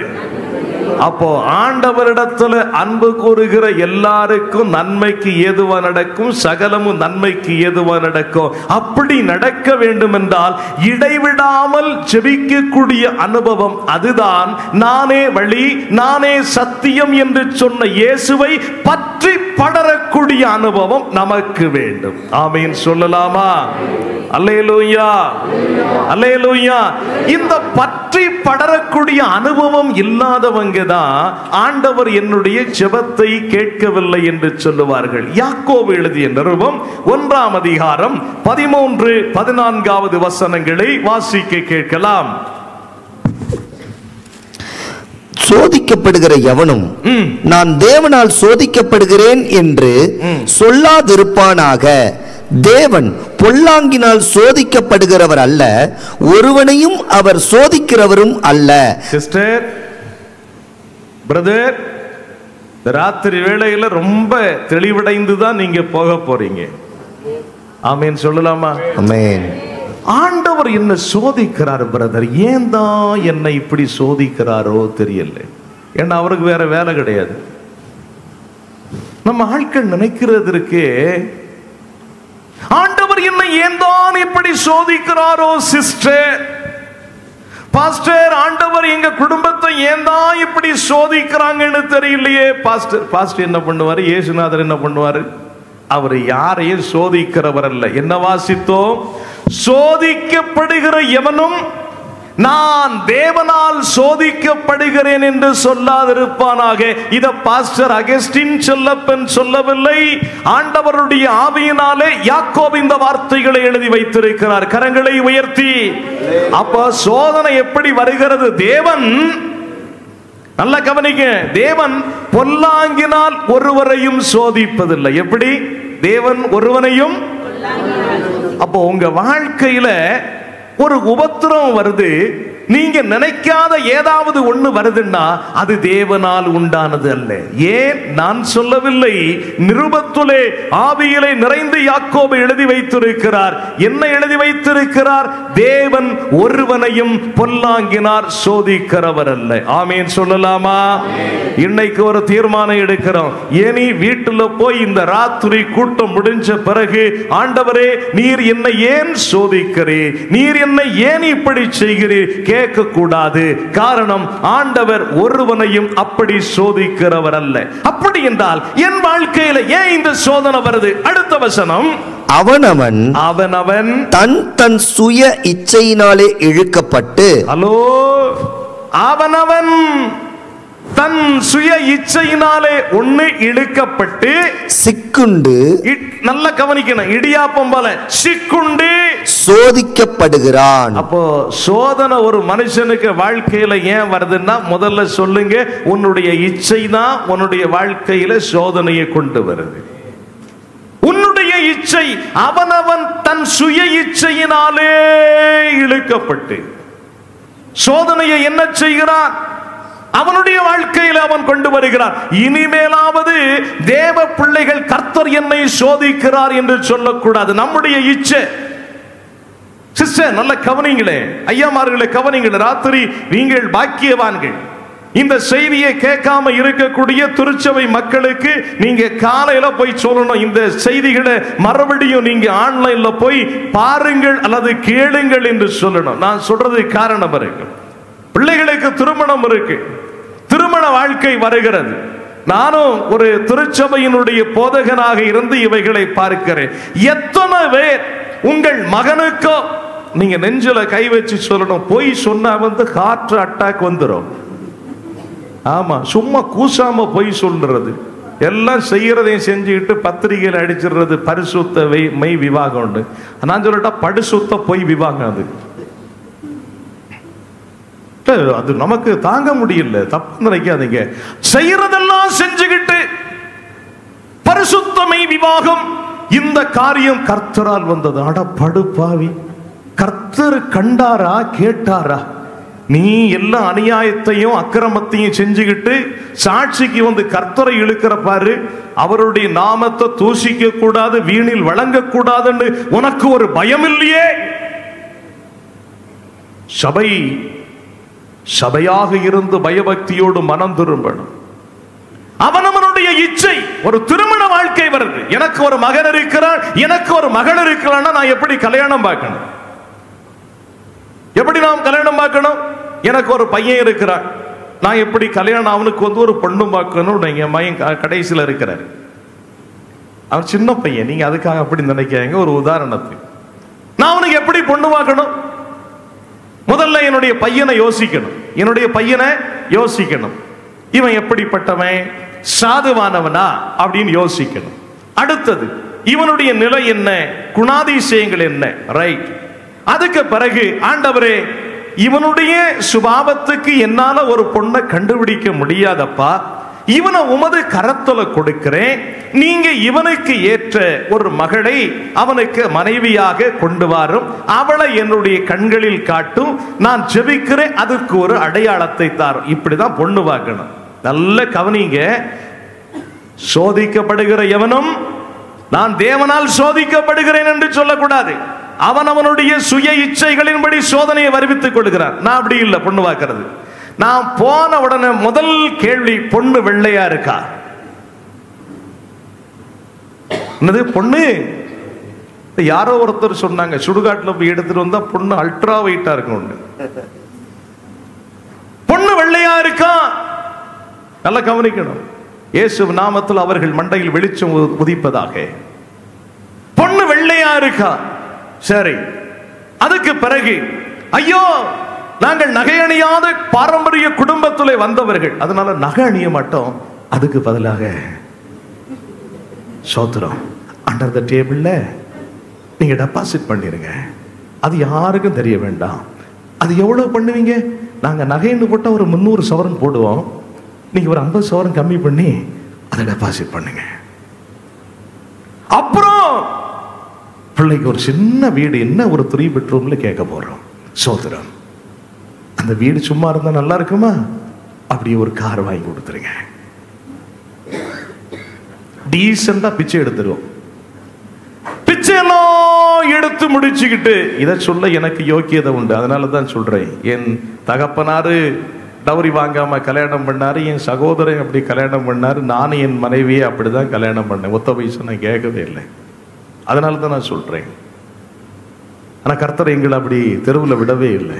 அல்லேலூயா. போடுறதுக்கு வஸ்திரத்தை தந்திருக்கிறாரு, உயிர் வாழ்றதுக்கு சாப்பாடு அண்டண்டைக்கு கொடுக்கிறாரு, மன்னா கொடுத்த மாதிரி. இதை விட என்ன வாழ்க்கை வேணும்? ஆமைன்னு சொல்லலாமா? அல்லேலூயா. இப்போ கல்யாணம் முடிஞ்சாச்சு.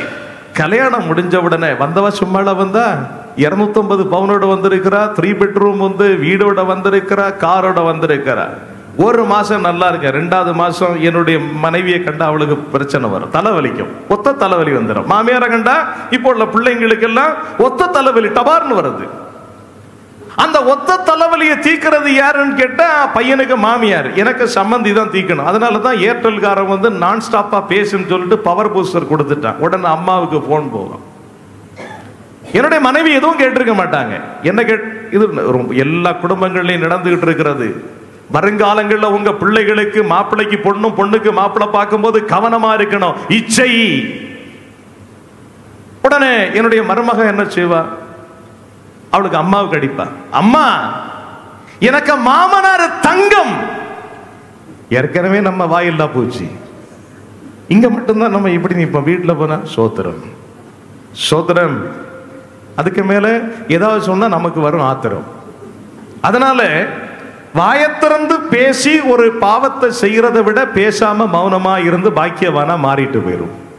ஆனா என்னுடைய மாமி இருக்கிறாளே அம்மா, ஏன்னா என்னுடைய மனைவி நியாயமா தான் கேட்டிருப்பா. என்னடி அம்மா காலையில மணி ஆராய்ச்சி, இவ்வளவு நேரமா கோழி கூவாம இருக்கு உனக்கு அப்படின்னு கேட்டிருப்பா. இந்த பிள்ளை எப்படி வளர்ந்திருக்கும்? ஆவிக்குரிய நிறக்குருடுகளும் மனக்குருடுகளும், ஆவிக்குரிய வாழ்க்கைக்கு பொருந்தி வராத இச்சைகளும், லௌகீக ஆசைகளும், லௌகீக எதிர்பார்ப்புகளும் இயேசுவின் நாமத்தில் உங்களை விட்டும் உங்கள் குடும்பத்தை விட்டும் உங்கள் தலைமுறைகளை விட ஓடி போடும். அல்லேலூயா. வராதே வாயில போச்சே 250 பவுன் 70,000 ரூபாய் விக்குது. இந்த மனுஷன் வந்து அதை வேண்டாம் பாஸ்டர், நாங்களா கேட்கல பாஸ்டர், அவங்களா கொடுத்தாங்க. எப்படி இருக்கு பாருங்க. சோத்திரம். ஆமீன் சொல்ல மாட்டீங்களா? 2 மாசம் கழிஞ்சோன்னா என்னுடைய மனைவி சொல்றாங்க, ஏமா மணி 7வது 8வது எழும்பாம இருக்கிற. உடனே மாமியார் மருமகளுக்கு பிரச்சனை வரும். கவனிங்க, எக்ஸாம்பிள் சொல்லிட்டு இருக்கிறேன். உடனே இதெல்லாம் நான் என்னுடைய மனைவியை ஒரு எக்ஸாம்பிளா சொல்றேன். உடனே என்ன நடக்கும்? என்னுடைய மனைவி வந்து உபவாச கூடுகையில் எல்லாருக்கும். ஆனா நான் அடிக்கடி யோசிப்பேன், நல்ல வேளை உபவாச கூடுகையில மட்டும் மூக்கில இருந்தும் தண்ணி வரும், கண்ணுல இருந்தும் தண்ணி வரும். உபவாச கூடுகையில மூக்கில இருந்தும் தண்ணி வரும். அல்ல பக்கத்துல இருக்கிறவங்க நிலைமை தான் ரொம்ப பரிதாபம். பிடிச்சபடி வீசி விட்டுருவாங்க. பழிவாங்கக்கூடிய இடங்கள் உபவாச கூடுகைகள். ஆமா, அதுல எல்லாம் ரொம்ப வீசுவாங்க. ஆண்டவரே, என் வாழ்க்கையில ஏன் இப்படி ஒரு சும்மா அந்த வேஷங்களையெல்லாம் காட்டின கர்த்தர் வந்து சும்மா வந்து இந்த சாட்டை எடுத்து வெளுத்துருவாரு. ஆண்டவரே, நான் வேலைக்காரரா இல்ல ஒரு சர்வர் வேலை பார்த்துட்டு இருக்காரா? என் வாழ்க்கையில ஏன் இந்த போராட்டம்? ஆவிக்குரிய பொண்ணென்றல்லவா நான் கொண்டு வந்து நகை காதுல ஓட்ட கூட போட்டது இல்லையா ஆண்டவரே? ஆண்டவர் சொல்லுவார், அடி பாவி, 250 சவரன் நான் வாங்க சொன்னேன் உன்கிட்ட. 250 சவரன் நான் வாங்க சொன்னா, வீடு கேட்க சொன்னா, உன்கிட்ட காரு கேட்க சொன்னா. நான் உன்கிட்ட சொன்னது, உன் பையனுக்கு இந்த பொண்ணு சரியாகுமா சரியாகாதங்கிறது நீ எங்கிட்ட கேட்கணும். நீ எல்லாத்தையும் தீர்மானிச்சுக்கிட்டு ஒரு பத்திரிகை அடிப்ப. என்ன பத்திரிகை தெரியுமா? இந்த காரியம் கர்த்தரால் வந்தது. புழுகாண்டிகளே, கர்த்தர் உங்களை விடமாட்டாரு. ஆண்டவர் விடமாட்டாரு. சோதனை அடுத்தது பாருங்க. இந்த வாலிப பிள்ளைகள், அது ஒரு பெரிய சோதனை. அது வாலிப பிள்ளைகளுக்கு கதை. உபவாச குடுகையில வந்து நின்னுகிட்டு, ஆண்டவரே இந்த சங்கரை நீர் எனக்கு வாழ்க்கை துணைவராகி தருவீர் என்றால் எல்லா கூட்டங்களிலும் நான் உமக்கு சாட்சியாய் நிற்பேன். 6 மாசம் தாங்காது, சங்கர் சிமெண்ட் காலி ஆயிரும். அதுக்கு பிறகு என் வாழ்க்கையில எரிந்த போராட்டம். நான் ஆண்டவரை நம்பினேன். பாவிகளை, நீ ஆண்டவரை நம்பினியா சங்கரை நம்பினியா? இச்சை செய்யறதெல்லாம் செய்துவிட்டு ரொம்ப வேதனைக்குரிய வாழ்க்கை. ஆண்டவருடைய வார்த்தையை பாருங்க. நீ ஆண்டவர் உன்னை சோதிக்கவில்லை, உன்னுடைய இச்சை உன்னை நொறுக்கி இருக்கிறது. இன்றைக்கு நிறைய பேருடைய வாழ்க்கையில, குடும்ப வாழ்க்கையில சமாதானம் இல்லாமல் போவதற்கு, சமாதானம் இல்லாமல் எதிரும் புதிருமாய் ரட்சிக்கப்பட்ட குடும்பங்களின் இன்றைய பரிதாபகரமான நிலை, சாபக்கேடு. அதுக்கு காரணம் என்ன தெரியுமா? ஒரு ஆள் அந்த பக்கம், ஒரு ஆள் இந்த பக்கம். தேவ சித்தத்தின்படி வாழ்க்கையை அமைத்துக் கொள்ள முடியாமல் போனது காரணம். இன்றைக்கு இந்த ராத்திரி வேளை ஒரு இரவின் ஜெபமாக இருக்கக்கூடாது, ஒரு விடுதலையின் ஜெபமாக இருக்க வேண்டும். அல்லேலூயா, அல்லேலூயா. உங்கள் வாழ்க்கையிலே பிள்ளைகளுக்கு திருமணமாகட்டும் அல்லது படிப்பாகட்டும், கர்த்தர் நல்லவர், அல்லது நீங்கள் செய்ய போகிற எந்த காரியமாக இருந்தாலும் அதை தேவனிடத்திலே ஒப்பு கொடுக்க வேண்டும். கர்த்தருடைய வார்த்தை என்ன சொல்லுகிறது தெரியுமா? கர்த்தருக்கு உன் வழிகளை ஒப்புவி. ஆண்டவரே, நான் இதை செய்யலாமா?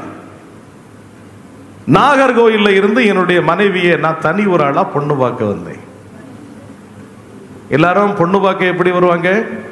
அப்பா வருவாங்க, அம்மா வருவாங்க, கூட அக்கா தம்பி அண்ணன் தங்கச்சி இருந்தா வருவாங்க. ஆனா நல்லா கவனிக்கணும், நாகர்கோயில்ல இருந்து சென்னைக்கு என்னுடைய மனைவியை பொண்ணு பார்க்கறதுக்கு நான் வந்தேன். எங்க அம்மா படுக்க, எங்க அம்மா பேரலைஸ்ட் ஆயிட்டாங்க படுக்க. எங்க அம்மாவை எங்க அப்பா பார்த்துக்கிறாரு. என்னுடைய மாமனார் அப்ப சிறுநீரக பிரச்சனையில வாரத்துக்கு 2-3 தடவை டயாலிசிஸ் பண்ணிட்டு இருக்கிற கூடிய ஒரு சூழ்நிலை. அந்த அந்த டைம் கிட்டத்தட்ட வருது.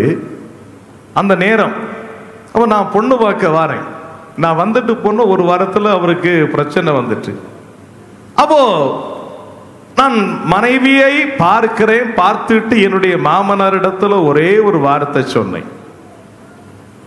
அதை கர்த்தர் அறிவார். ஐயா, திருமணமானா பொண்ணை என்னோட அனுப்பிவிடணும், வேற எதுவும் நான் உங்கள்கிட்ட கேட்கல. அன்றைக்கு அவரிடத்திலே நான் சொன்ன வார்த்தை அதுதான். ஐயா நீங்க அதை செய்யணும், ஐயா நீங்க இதை செய்யணும் நான் கேட்கல. இன்றைக்கும் சொல்லுகிறேன், உண்ண உணவும் உடுக்க உடையும் இருக்க ஒரு இருப்பிடத்தையும் ஆண்டவர் தந்து, 3 குழந்தைகளையும் தந்து, மக்களை தந்து, அவர்களை என் குடும்பமாய் நேசிக்கக்கூடிய நல்ல இருதயத்தையும் தந்து ஆண்டவர் மனரம்மியத்தோடு வைத்திருக்கிறார். அல்லேலூயா, அல்லேலூயா. ஒருவேளை என்னுடைய இச்சையினால நான் ஒரு வாழ்க்கையை தேர்ந்தெடுத்திருந்தேன்னு வைங்க, வரக்கூடிய பிரச்சனைகளுக்கு நான் தீர்வு காண முடியாது, உலகம் என்னை கைவிட்டிருக்கும். இப்படி இச்சையினால்தான் மனிதனுக்கு தீங்கு வருது, அவனவனுடைய விருப்பம். இப்படி ஒரு ஆளு குண்டக்க மண்டக்க நடந்துகிட்டார். திருப்பிக் கொள்ளுங்கள் யோனா. நம்ம வாழ்க்கையில நிறைய கஷ்டங்கள் இருக்கும். சரியா மணி 1:15, இன்னும் ஒரு 5-10 நிமிஷத்துல வைண்ட் அப் பண்ணிடலாம். யோனாவினுடைய புஸ்தகத்தை எடுத்துக்கொள்ளவும். ஆண்டவர் என்ன சொன்னார்? 1ஆம் அதிகாரம் 1-3 வரை இங்க பாருங்க, வாசிக்க வேண்டாம். ஆண்டவர் யோனாவினிடத்தில் என்ன சொன்னார்? சோதிக்கப்படுகிற எவனும் நான் தேவனால் சோதிக்கப்படுகிறேன் என்று சொல்லக்கூடாது. இச்சையின்படிதான் சோதனை வரும். ஆண்டவர் என்ன சொன்னார்? நினிவேக்கு போன்னு சொன்னார். ஆண்டவர் என்ன சொன்னார் சிஸ்டர்? நம்ம வீடுகளில் சொல்லுவோம், நான் உனக்கு தோசை ஊத்த சொன்னா நீ நேத்தைக்குள்ள இட்லி எடுத்து வச்சிருக்கிற. அப்படித்தானே? கர்த்தர் நல்லவே. நான் ஆண்டவர் சொல்லுகிற வார்த்தை பாருங்க. இந்த யோனாவை குறித்து நம்ம சொல்ல, எப்பா நான் உன்னை நினிவேக்கு போக சொன்னேன், நீ எங்க போன? தர்சீசுக்கு போன. விளைவு என்னாச்சு? மீனுக்கு வயத்துல 3 நாள் நீ ராத்திரி பகலா கிடக்கணும். இப்ப ஆண்டவர் என்ன சொன்னார்? ஆண்டவர் அவனை சோதிச்சாரு. ஆண்டவர் டீசெண்டா அவர் வேலை தந்தார். நீ நேர போய் சொல்லு. அவன் கேட்டா கேட்கிறான், நான் சொல்ற வேலையை மட்டும்தான் நீ செய்யணும், கூட்டவும் கூடாது குறைக்கவும் கூடாது. நீ பாட்டு கப்பல் ஏறி போயிட்ட, உன்னை விடுவனா? மவனை உன்னை கப்பல்ல இருந்து தூக்கி கடல்ல போடு. உப்பு தண்ணி அதோட சேர்ந்து மீனுக வயத்துக்குள்ள போ, நாத்தம். நீ டீசெண்டா போய் நினிவேல போய், டேய் மனம் திரும்பு, ஆண்டவர் இந்த இடத்தை அழிக்க போறாரு, மனம் திரும்புன்னு சொல்லிட்டு டீசெண்டா படுத்து தூக்கி எழும்பி வந்திருக்கலாம். உனக்கு விதி இல்ல, உனக்கு மதியினம், கீழ்ப்படியாம உன்னை விடல. கடல்ல இருந்து நல்ல கவனிக்கணும். கப்பல்ல இருந்து தூக்கி கடல்ல போட்டு, கடல்ல இருந்து மீனுக்குள்ள போய் மீன் வந்து துப்புது. சீச்சி, இவன் எனக்கு வயிற்றுக்குள்ள இருந்தா என் வயரை வெடிச்சிடும் போல இருக்கு. இன்றைக்கு நிறைய பேருடைய வாழ்க்கை, ஆண்டவர் உன்னை சொல்லுவாரு, ஜெபம் ஏன் கேட்கப்படவில்லைன்னா நான் திரும்ப திரும்ப சொல்றேன், ஆண்டவர் சில ஜெபத்துக்கு நேரடியாக பதில் சொல்லுவார், சில ஜெபத்திற்கு பதில் சொல்ல மாட்டார். அந்த ஜெபம் ஏன் கேட்கப்படவில்லை என்று அதை அறிந்து கொள்வதற்கு இன்னொரு வழி சொல்லுவார். அதைத்தான் இடைவிடாமல் ஜெபிக்கக்கூடிய அனுபவத்திற்கு ஒப்பான நானே மெய்யான திராட்சை செடி என்று சொல்லுகிறார். நாம் தான் வழி என்கிறார், நாம் தான் ஆடுகளுக்கு வாசல் என்கிறார். ஒருவன் இந்த வழியே பிரவேசித்தால், ஒரு ஜெபம் கேட்கப்பட வேண்டும் என்றால் பிதாவினுடைய சித்தத்தை அறிந்து ஜெபிக்கணும். அதை விட்டுக்கிட்டு ஆண்டவரே எனக்கு இதை தாரும் அதை தாரும், ஆண்டவரே நீர் இதை தந்தால், ஆண்டவராக கண்டிஷன் கொடுக்கணும். நீ இப்படி நடந்தால், ஆண்டவர் சொல்லுற உபாகமத்துல, நீ இப்படி நடந்தா உனக்கு ஆசீர்வாதம், நீ இப்படி நடந்தா உனக்கு சாபம். ஆனா நம்ம ஆட்கள் ரொம்ப அட்வான்ஸ், ஆண்டவருக்கே பாடம் எடுப்பாங்க. என்ன சொல்லுவாங்க? நீர் இதை தந்தால். யாரும் ஆண்டவருக்கு எதிர்த்து நிற்க கூடாது. ராத்திரி வேளையிலே கண்கள் திறக்கப்படணும். மீண்டும் மீண்டும் சொல்லுகிற காரியம். இந்த சம்பவத்தை கொண்டு நாம தெரிந்து கொள்ளக்கூடிய ஒரு காரியம், தேவன் காட்டுகிற பாதையிலே, தேவன் சொல்லுகிற காரியங்களில் நம்முடைய வாழ்க்கை இருக்கணும். சரி, இப்ப ஒருவேளை சோதனையில வந்து சிக்கிட்டோம், பாஸ்டர் தெரியாம சிக்கிட்டாங்க. தப்பு செஞ்சவங்க எல்லாம் வேணும்னு செஞ்சவங்க இல்லை, சாத்தானுடைய தந்திர வலைகள்ல. பாட்டி வயலட் ஆரோன் அவர்கள் அப்படி இப்படிங்கல, ஓ உங்களுக்கு தூக்கம் வந்துட்டோம், இயேசுவின் நாமத்தில் பார்வை அடைவீர்களாக. வயலட் ஆரோன் அம்மையார் அவர்கள் அழகானதாங்க. she was also a teacher. பிராமண குடும்பத்திலிருந்து ரட்சிக்கப்பட்டவர்கள். அவர்களுடைய திருச்சபையில நாங்கள் 3ஆம் தலைமுறை. அவங்க அழகா எழுதுவாங்க. இந்த சோதனைக்கு அவங்க அழகா எழுதின பாடல்கள் எழுது. அப்படியே மானிட்டர் மட்டும் எனக்கு ஒரு பாயிண்ட் ஏத்த முடியுமா? Monitor where is operator? Okay, உங்களுக்கு தெரியாது இந்த பாட்டு. கிட்டத்தட்ட பேரன்பை கீதங்கள்ல ஒரு 450 பாட்டு இருக்கு. பாடினாதான் தெரியும், அதிகமா பாடல, இன்னும் டைம் இல்லை. மலையளவு சத்தியத்தை சொல்லணுமே. சாத்தான் தந்திரவலை என் மேலே வீசினான், சத்திய பாதை விட்டு விலக போராடினான். எதிர்த்தேன் சாத்தானை இயேசுவின் நாமத்தில், என்னப்பா இயேசுவே நீ போதும் என்பே. எதிர்த்தேன் சாத்தானை இயேசுவின் நாமத்தில், என்னப்பா இயேசுவே நீ போதும் என்பே. இது சரணம், பல்லவி பல்லவியில் அழகா சொல்றாங்க, கர்த்தர் இரக்கமும் மன உருக்கமும் நீடிய சாந்தமும் மிகுந்த கிருபை உள்ளவர், என்றென்றும் எப்பொழுதும் இயேசுவை சார்ந்து நில்லு, இந்த துன்ப நேரத்தில் என்னுள்ளவே. ஏதோ தெரியாம தப்பு செஞ்சிட்டோம். வாழ்க்கையில தெரிஞ்சு தப்பு செய்தவங்க கொஞ்சம். நம்ம செஞ்ச தப்புக்கெல்லாம் ஆண்டவர் தண்டனை தந்திருக்கிறோம்னா இந்த பூமியில கொஞ்சம் கூட மிஞ்சிருக்காது. தெரியுமா உங்களுக்கு? நான் ஒவ்வொரு நாளும் எழும்பும்போது சொல்லுவேன், ஆண்டவரே பிரதான பாவி, நான் பிரயோஜனமற்றவன், அற்பன், நீசன், ஆனா என்னையும் நீ நேசிக்கிறீர். அல்லேலூயா. என்னிடத்துல என்ன மேன்மையை கண்டீர் என்று எனக்கு தெரியாது, ஆனா என்னை நீ நேசிக்கிறீர். இந்த உலகத்துல தப்பு செஞ்ச எல்லாரையும் ஆண்டவர் தண்டிக்கல. நல்லா கவனிக்கணும். எல்லாருக்கும் ஒரு வாய்ப்பு கொடுக்கிறார். காரணம், அவர் இரக்கமும் உருக்கமும் நீடிய சாந்தமும் மிகுந்த கிருபையும் உள்ள தெய்வம். கரங்களை உயர்த்தி அல்லேலூயா, அல்லேலூயா. நீங்க அல்லேலூயா சொல்ற சத்தத்துல தூங்கிட்டு இருக்கிறவங்க எல்லாரும் சத்தமா அல்லேலூயான்னு சொல்லணும். சொல்லுங்க பார்க்கலாம். அல்லேலூயா. இந்த ரகசியத்தை நாம் அறியணும். தெரியாம தப்பு செஞ்சுட்டாங்க, தெரிஞ்சு தப்பு செய்யல, விழுந்துட்டாங்க, இனி என்ன பண்றது? அதனால வாசிக்கலாமே. எபிரேயருடைய புஸ்தகம் 2ஆம் அதிகாரம் 18வது வசனத்தை வாசிப்போம். ஆதலால் அவர்தாமே சோதிக்கப்பட்டு பாடுபட்டதினாலே அவர் சோதிக்கப்படுகிறவர்களுக்கு உதவி செய்ய வல்லவராயிருக்கிறார். அல்லேலூயா. அவரும் நம்மை போல மனுஷ ரூபமாய் வந்து மனுஷ அவதாரம் எடுத்து அவரும் பாடுபட்டார், அவரும் சோதிக்கப்பட்டார். அதனால் நம்முடைய வாழ்க்கையில சோதனை வரும்போது நல்ல கவனிக்கணும். அந்த சோதனைகளில் இருந்து வெளியே வருவதற்கு நமக்கு உதவி செய்கிறார். ஆமீன் சொல்லலாமா?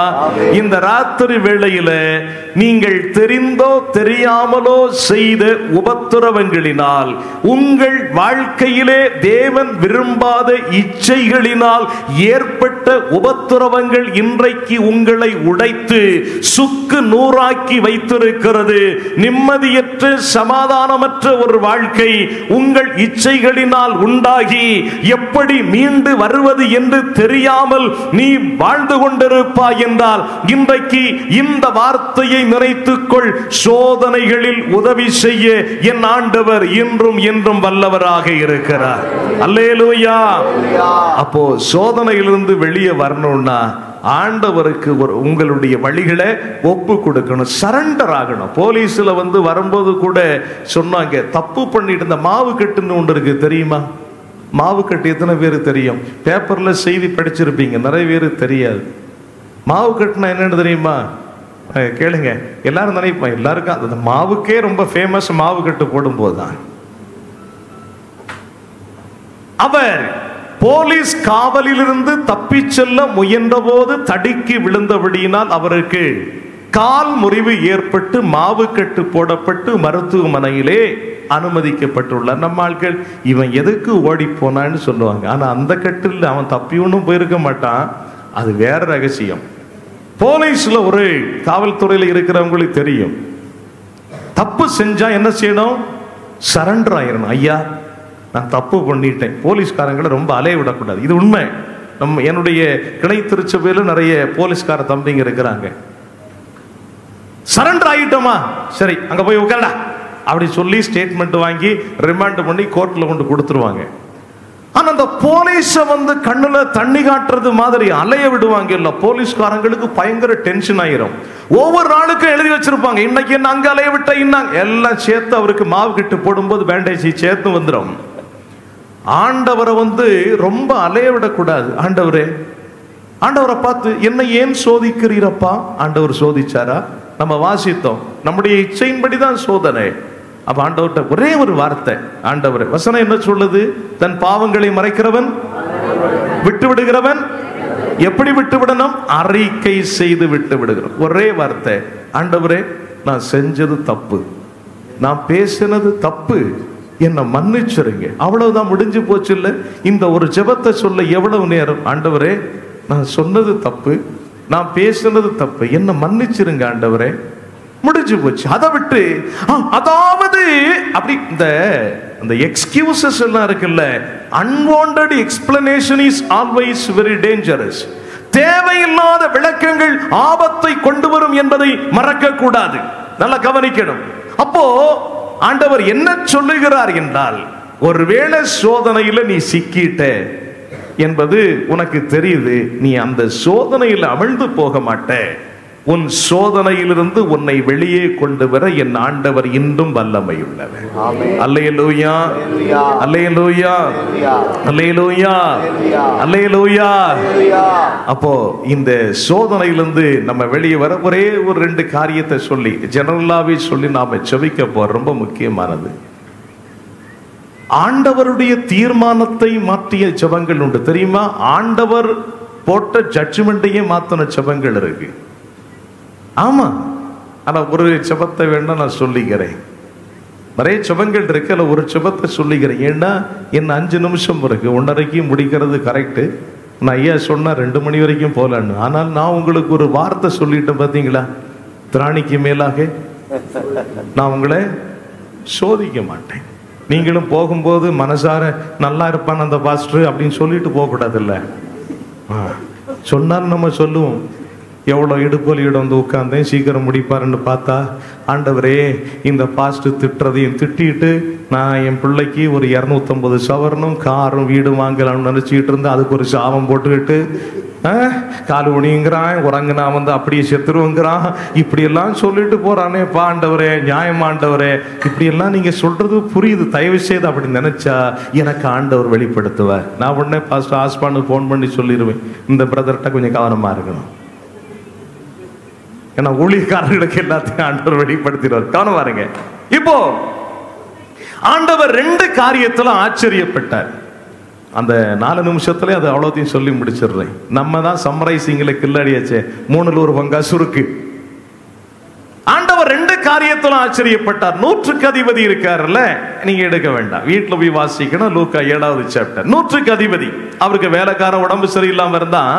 ஆனா அவன் சொல்ற அந்த வார்த்தை, எனக்கு நிறைய வேலைக்காரங்க இருக்கிறாங்க, ஆனா எங்க வீட்டுக்கு வர்றதுக்கு நான் தகுதி இல்லை ஆண்டவரே. உடனே அவனுடைய விசுவாசத்தை கண்டு இயேசு ஆச்சரியப்பட்டார். யாரு? இயேசு 100க்கு அதிபதியினுடைய விசுவாசத்தை கண்டு ஆச்சரியப்பட்டார். இன்னொரு இடத்துல ஆச்சரியப்பட்டார். அது எதுக்கு ஆச்சரியப்பட்டார் தெரியுமா? விசுவாசமே இல்லாத முட்டாள் ஜனங்களை கண்டு ஆச்சரியப்பட்டார். அது எங்க இருக்கு? மார்க்ல இருக்கு. வீட்டுல போய் 6:6 நீங்க வாசித்து பார்த்தீங்கன்னா எப்படி இருக்கும்னா, அவர் நல்லா கவனிக்கணும், அந்த இடத்திலே அதிக அற்புதங்களை செய்ய முடியாமல் போயிட்டு. காரணம் அவர்களுடைய அவிசுவாசத்தினாலே. ஆண்டவர் அதிகமாக அந்த இடத்துல அற்புதம் செய்ய முடியல, அவர்களுடைய அவிசுவாசத்தை கண்டு ஆச்சரியப்பட்டார். 2 ஆச்சரியம். ஒன்னு விசுவாசத்தை கண்டு ஆச்சரியப்படுகிறார், இன்னொன்னு அவிசுவாசத்தை கண்டும் ஆச்சரியப்படுகிறார். இந்த இடத்துல நாம் தெரிந்து கொள்ள வேண்டும், ஒன்று, எல்லாம் அவருக்கு கீழ்ப்படிந்தாலும், காற்றும் கடலும் கீழ்ப்படிந்தாலும், சர்வ சிருஷ்டியும் கீழ்ப்படிந்தாலும், நாசியிலே சுவாசமுள்ள கடவுள் படைத்த மனிதன் மட்டும் எக்காலத்திலும் தேவனுக்கு எதிரானவனாகவே நின்று கொண்டிருக்கிறார்.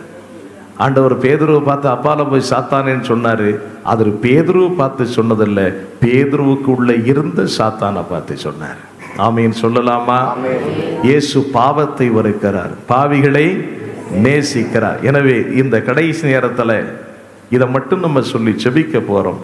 கடவுளுடைய தீர்மானத்தையே, கடவுளுடைய ஜட்ஜ்மெண்ட்டையே ஒரு ஜெபம் மாற்றியது. 2-3 ஜெபம் இருக்கு, அதில் ஒரே ஒரு ஜெபத்தை மட்டும் சொல்றேன். அது பெருசா பேராகிராஃப் இல்ல, ஃபியூ லைன்ஸ். ஆபிரகாம், இதை நான் சொல்லும்போது வாசிக்கலாம். சோத்திரம். ஆபிரகாம் அபிமெலேக்கினுடைய தேசத்திற்கு அவனுடைய மனைவியாகிய யாரு? சாராயை அழைத்து கொண்டு போகிறார். அப்போ ஆபிரகாம் ஒரு தப்பு பண்றாரு. இந்த அழகு எப்போதும் ஆபத்து. எல்லாரும் சொல்லுங்க, அழகு எப்போதும். இவன் உண்மையை சொல்லி இருக்கணும், அவன் என்னுடைய மனைவின்னு சொல்லியிருக்கலாம், பிரச்சனை வந்திருக்காது. அவனுக்கு தெரியும் அழகான பொண்டாட்டி இல்லையா, அதனால என்ன ஆகி போச்சு, அந்த வயசுலயும் நல்லா பாருங்களேன், அந்த வயசுலயும் எங்க பாட்டி அழகா இருந்திருக்கு. யாரு? ஆபிரகாமுடைய மனைவி. சோத்திரம், நல்லா கவனிக்கணும். நல்லா பாருங்க, அங்க போன உடனே ராஜா பார்க்கிறான். உடனே என்ன சொன்னார் நம்ம தாத்தா? அவள் என்னுடைய சகோதரி. எவ்வளவு பொய் சொல்லியிருக்கிற உங்களால தாத்தா பொய் சொல்ல வேண்டிய வந்திருக்கு. அவள் என்னுடைய சகோதரி. உடனே என்ன நடந்துன்னு பாருங்க. அபிமெலேக்கு அவளை தன்னுடையவளாக்கி கொண்டான். அப்போ 20ஆம் அதிகாரம் ஆதியாகமத்தினுடைய புஸ்தகம் 3வது வசனத்துல ஆண்டவர் அபிமெலேக்கினுடைய நம்பருங்க சொப்பனத்துல வருகிறார். நான் இப்ப சொல்ல போகிறது தான் இந்த செய்தியினுடைய கடைசி சாராம்சம். என்னது? கடவுளுடைய தீர்மானத்தையே மாற்றிய ஜெபங்களில் ஒரு ஜெபத்தை சொல்றேன். இந்த காரியம் நடந்தது உண்மையானால் உங்கள் வாழ்க்கையில தேவனுடைய கோபம் ஒருவேளை இருக்கலாம். ஏதாவது ஒன்றை குறித்து தேவன் மனஸ்தாபப்பட்டிருந்தாலும் உன்னுடைய ஜெபத்தினால் கர்த்தர் அந்த காரியத்தை செய்ய நினைத்ததை தடுத்து உன்மேல் மனமிறக்கம் உள்ளவராக மாறலாம். அதுதான் இந்த முழு இரவு ஜெபத்தினுடைய முழுமையான முடிவு என்பதை சொல்ல விரும்புகிறேன். வாசிப்போம் 3ஆம் வசனம். தேவன் இரவிலே அபிமெலேக்குக்கு சொப்பனத்திலே தோன்றி, நீ அழைப்பித்த ஸ்திரீ நிமித்தம் நீ செத்தாய். நீ அழைப்பித்த ஸ்திரீ நிமித்தம் நீ செத்தாய். அவள் ஒருவனுடைய மனைவியாய் இருக்கிறாளே என்றார். ஹலோ, அபிமெலேக்கு கிட்ட சொல்றாரு, டேய் அபிமெலேக்கு, நீ செத்த. நீ ஒரு ஸ்திரியை கொண்டு வந்திருக்கிறியே, அது யாரு தெரியுமா? இன்னொருத்தனுடைய மனைவி. இது யாரு சொன்னது? தேவன், ஆண்டவர் சொன்னார். யார்கிட்ட சொன்னாரு? அபிமெலேக்கு கிட்ட சொன்னாரு. சொன்னது மட்டுமல்ல, நல்ல கவனிங்க, இப்படி செய்ததுனால அபிமெலேக்கினுடைய குடும்பத்தில் இருந்த பெண்கள் அத்தனை பேருடைய கற்பத்தையும் ஆண்டவர் அடைத்திருந்தால் 17வது வசனத்தை வாசிக்கலாம். ஆபிரகாமுடைய மனைவியாகிய சாராளி நிமித்தம் கர்த்தர் அபிமெலேக்குடைய வீட்டாரின் கர்ப்பங்களை எல்லாம் அடைத்திருந்தபடியால் ஆபிரகாம் தேவனை நோக்கி வேண்டிக் கொண்டார். ஒன்னு பாருங்க, எல்லாருடைய கற்பத்தையும் அடைத்திருந்தால் ஆண்டவர் அபிமெலேக்கினிடத்துல என்ன சொன்னார்? ஆண்டவருடைய தீர்மானம், it was fix and finalise. என்னது? உன்னை கொல்லுவேன், நீ செத்தடா. டேய் நீ செத்த. ஏன்? நீ அழைப்பித்த ஸ்திரீ அவ இன்னொருத்தனுடைய மனைவி. ஆனா இந்த வீட்டுல போய் அவனுடைய முன்பகுதி பின்பகுதி வாசித்த அபிமெலேக்கு சொல்லுவாரு, ஆண்டவரே எனக்கு அது தெரியாது, நீர் நீதி செய்கிற தேவன், நான் தப்பு பண்ணல, அவன் சகோதரின்னு சொன்னான், அதனால தான் அவளை என்னுடைய விளாக்கி கொண்டேன். நல்ல கவனிங்க. ஆனா ஆண்டவர் முதல்ல அபிமெலேக்கு கொடுத்த தண்டனை என்ன தெரியுமா? சொல்லுங்க, என்னது? நீ செத்தாய். ஆண்டவர் சொன்னதுதான், சாதாரணமா பின்வாங்க மாட்டார். அவர் தீங்குக்கு மனஸ்தாபப்படுகிற கர்த்தர். அது யோனாவிலையும் இருக்கு, நம்ம எசேக்கியாவினுடைய அனுபவத்திலையும் இருக்கு. இங்க கவனிங்க, இந்த காரியத்தினால ஆண்டவர் ஒரு தண்டனையை கொடுத்தார். அதே போல அபிமெலேக்கினுடைய குடும்பத்தில் இருந்த அத்தனை பெண்களும் வேலைக்காரிகளுடைய கற்பத்தை கர்த்தர் அடைத்திருந்தார். இப்போ ஆண்டவர் சொப்பனத்துல மறுபடி நல்ல கவனிங்க வந்து அபிமெலேக்கினிடத்துல ஒரு வார்த்தை சொல்றாரு.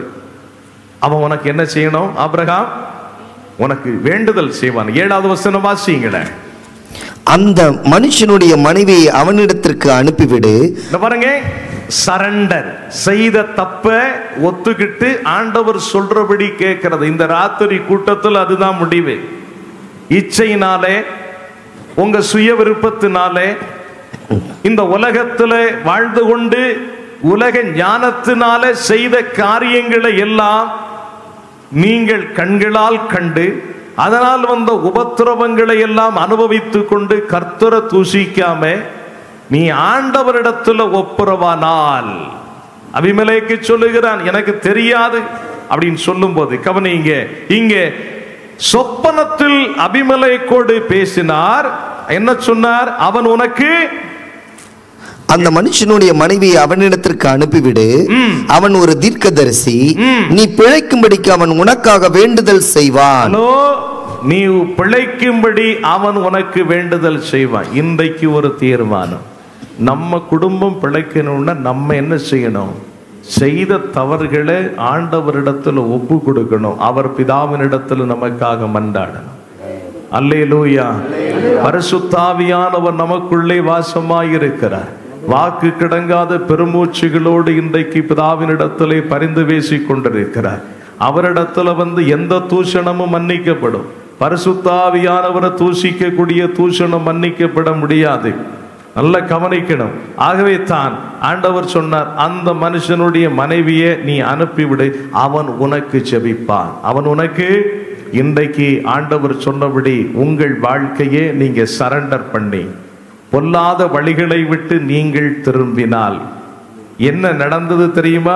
ஆதியாகமம் 20ஆம் அதிகாரம் 18வது வசனத்தை மட்டும் சொல்லுங்க பார்க்கலாம்.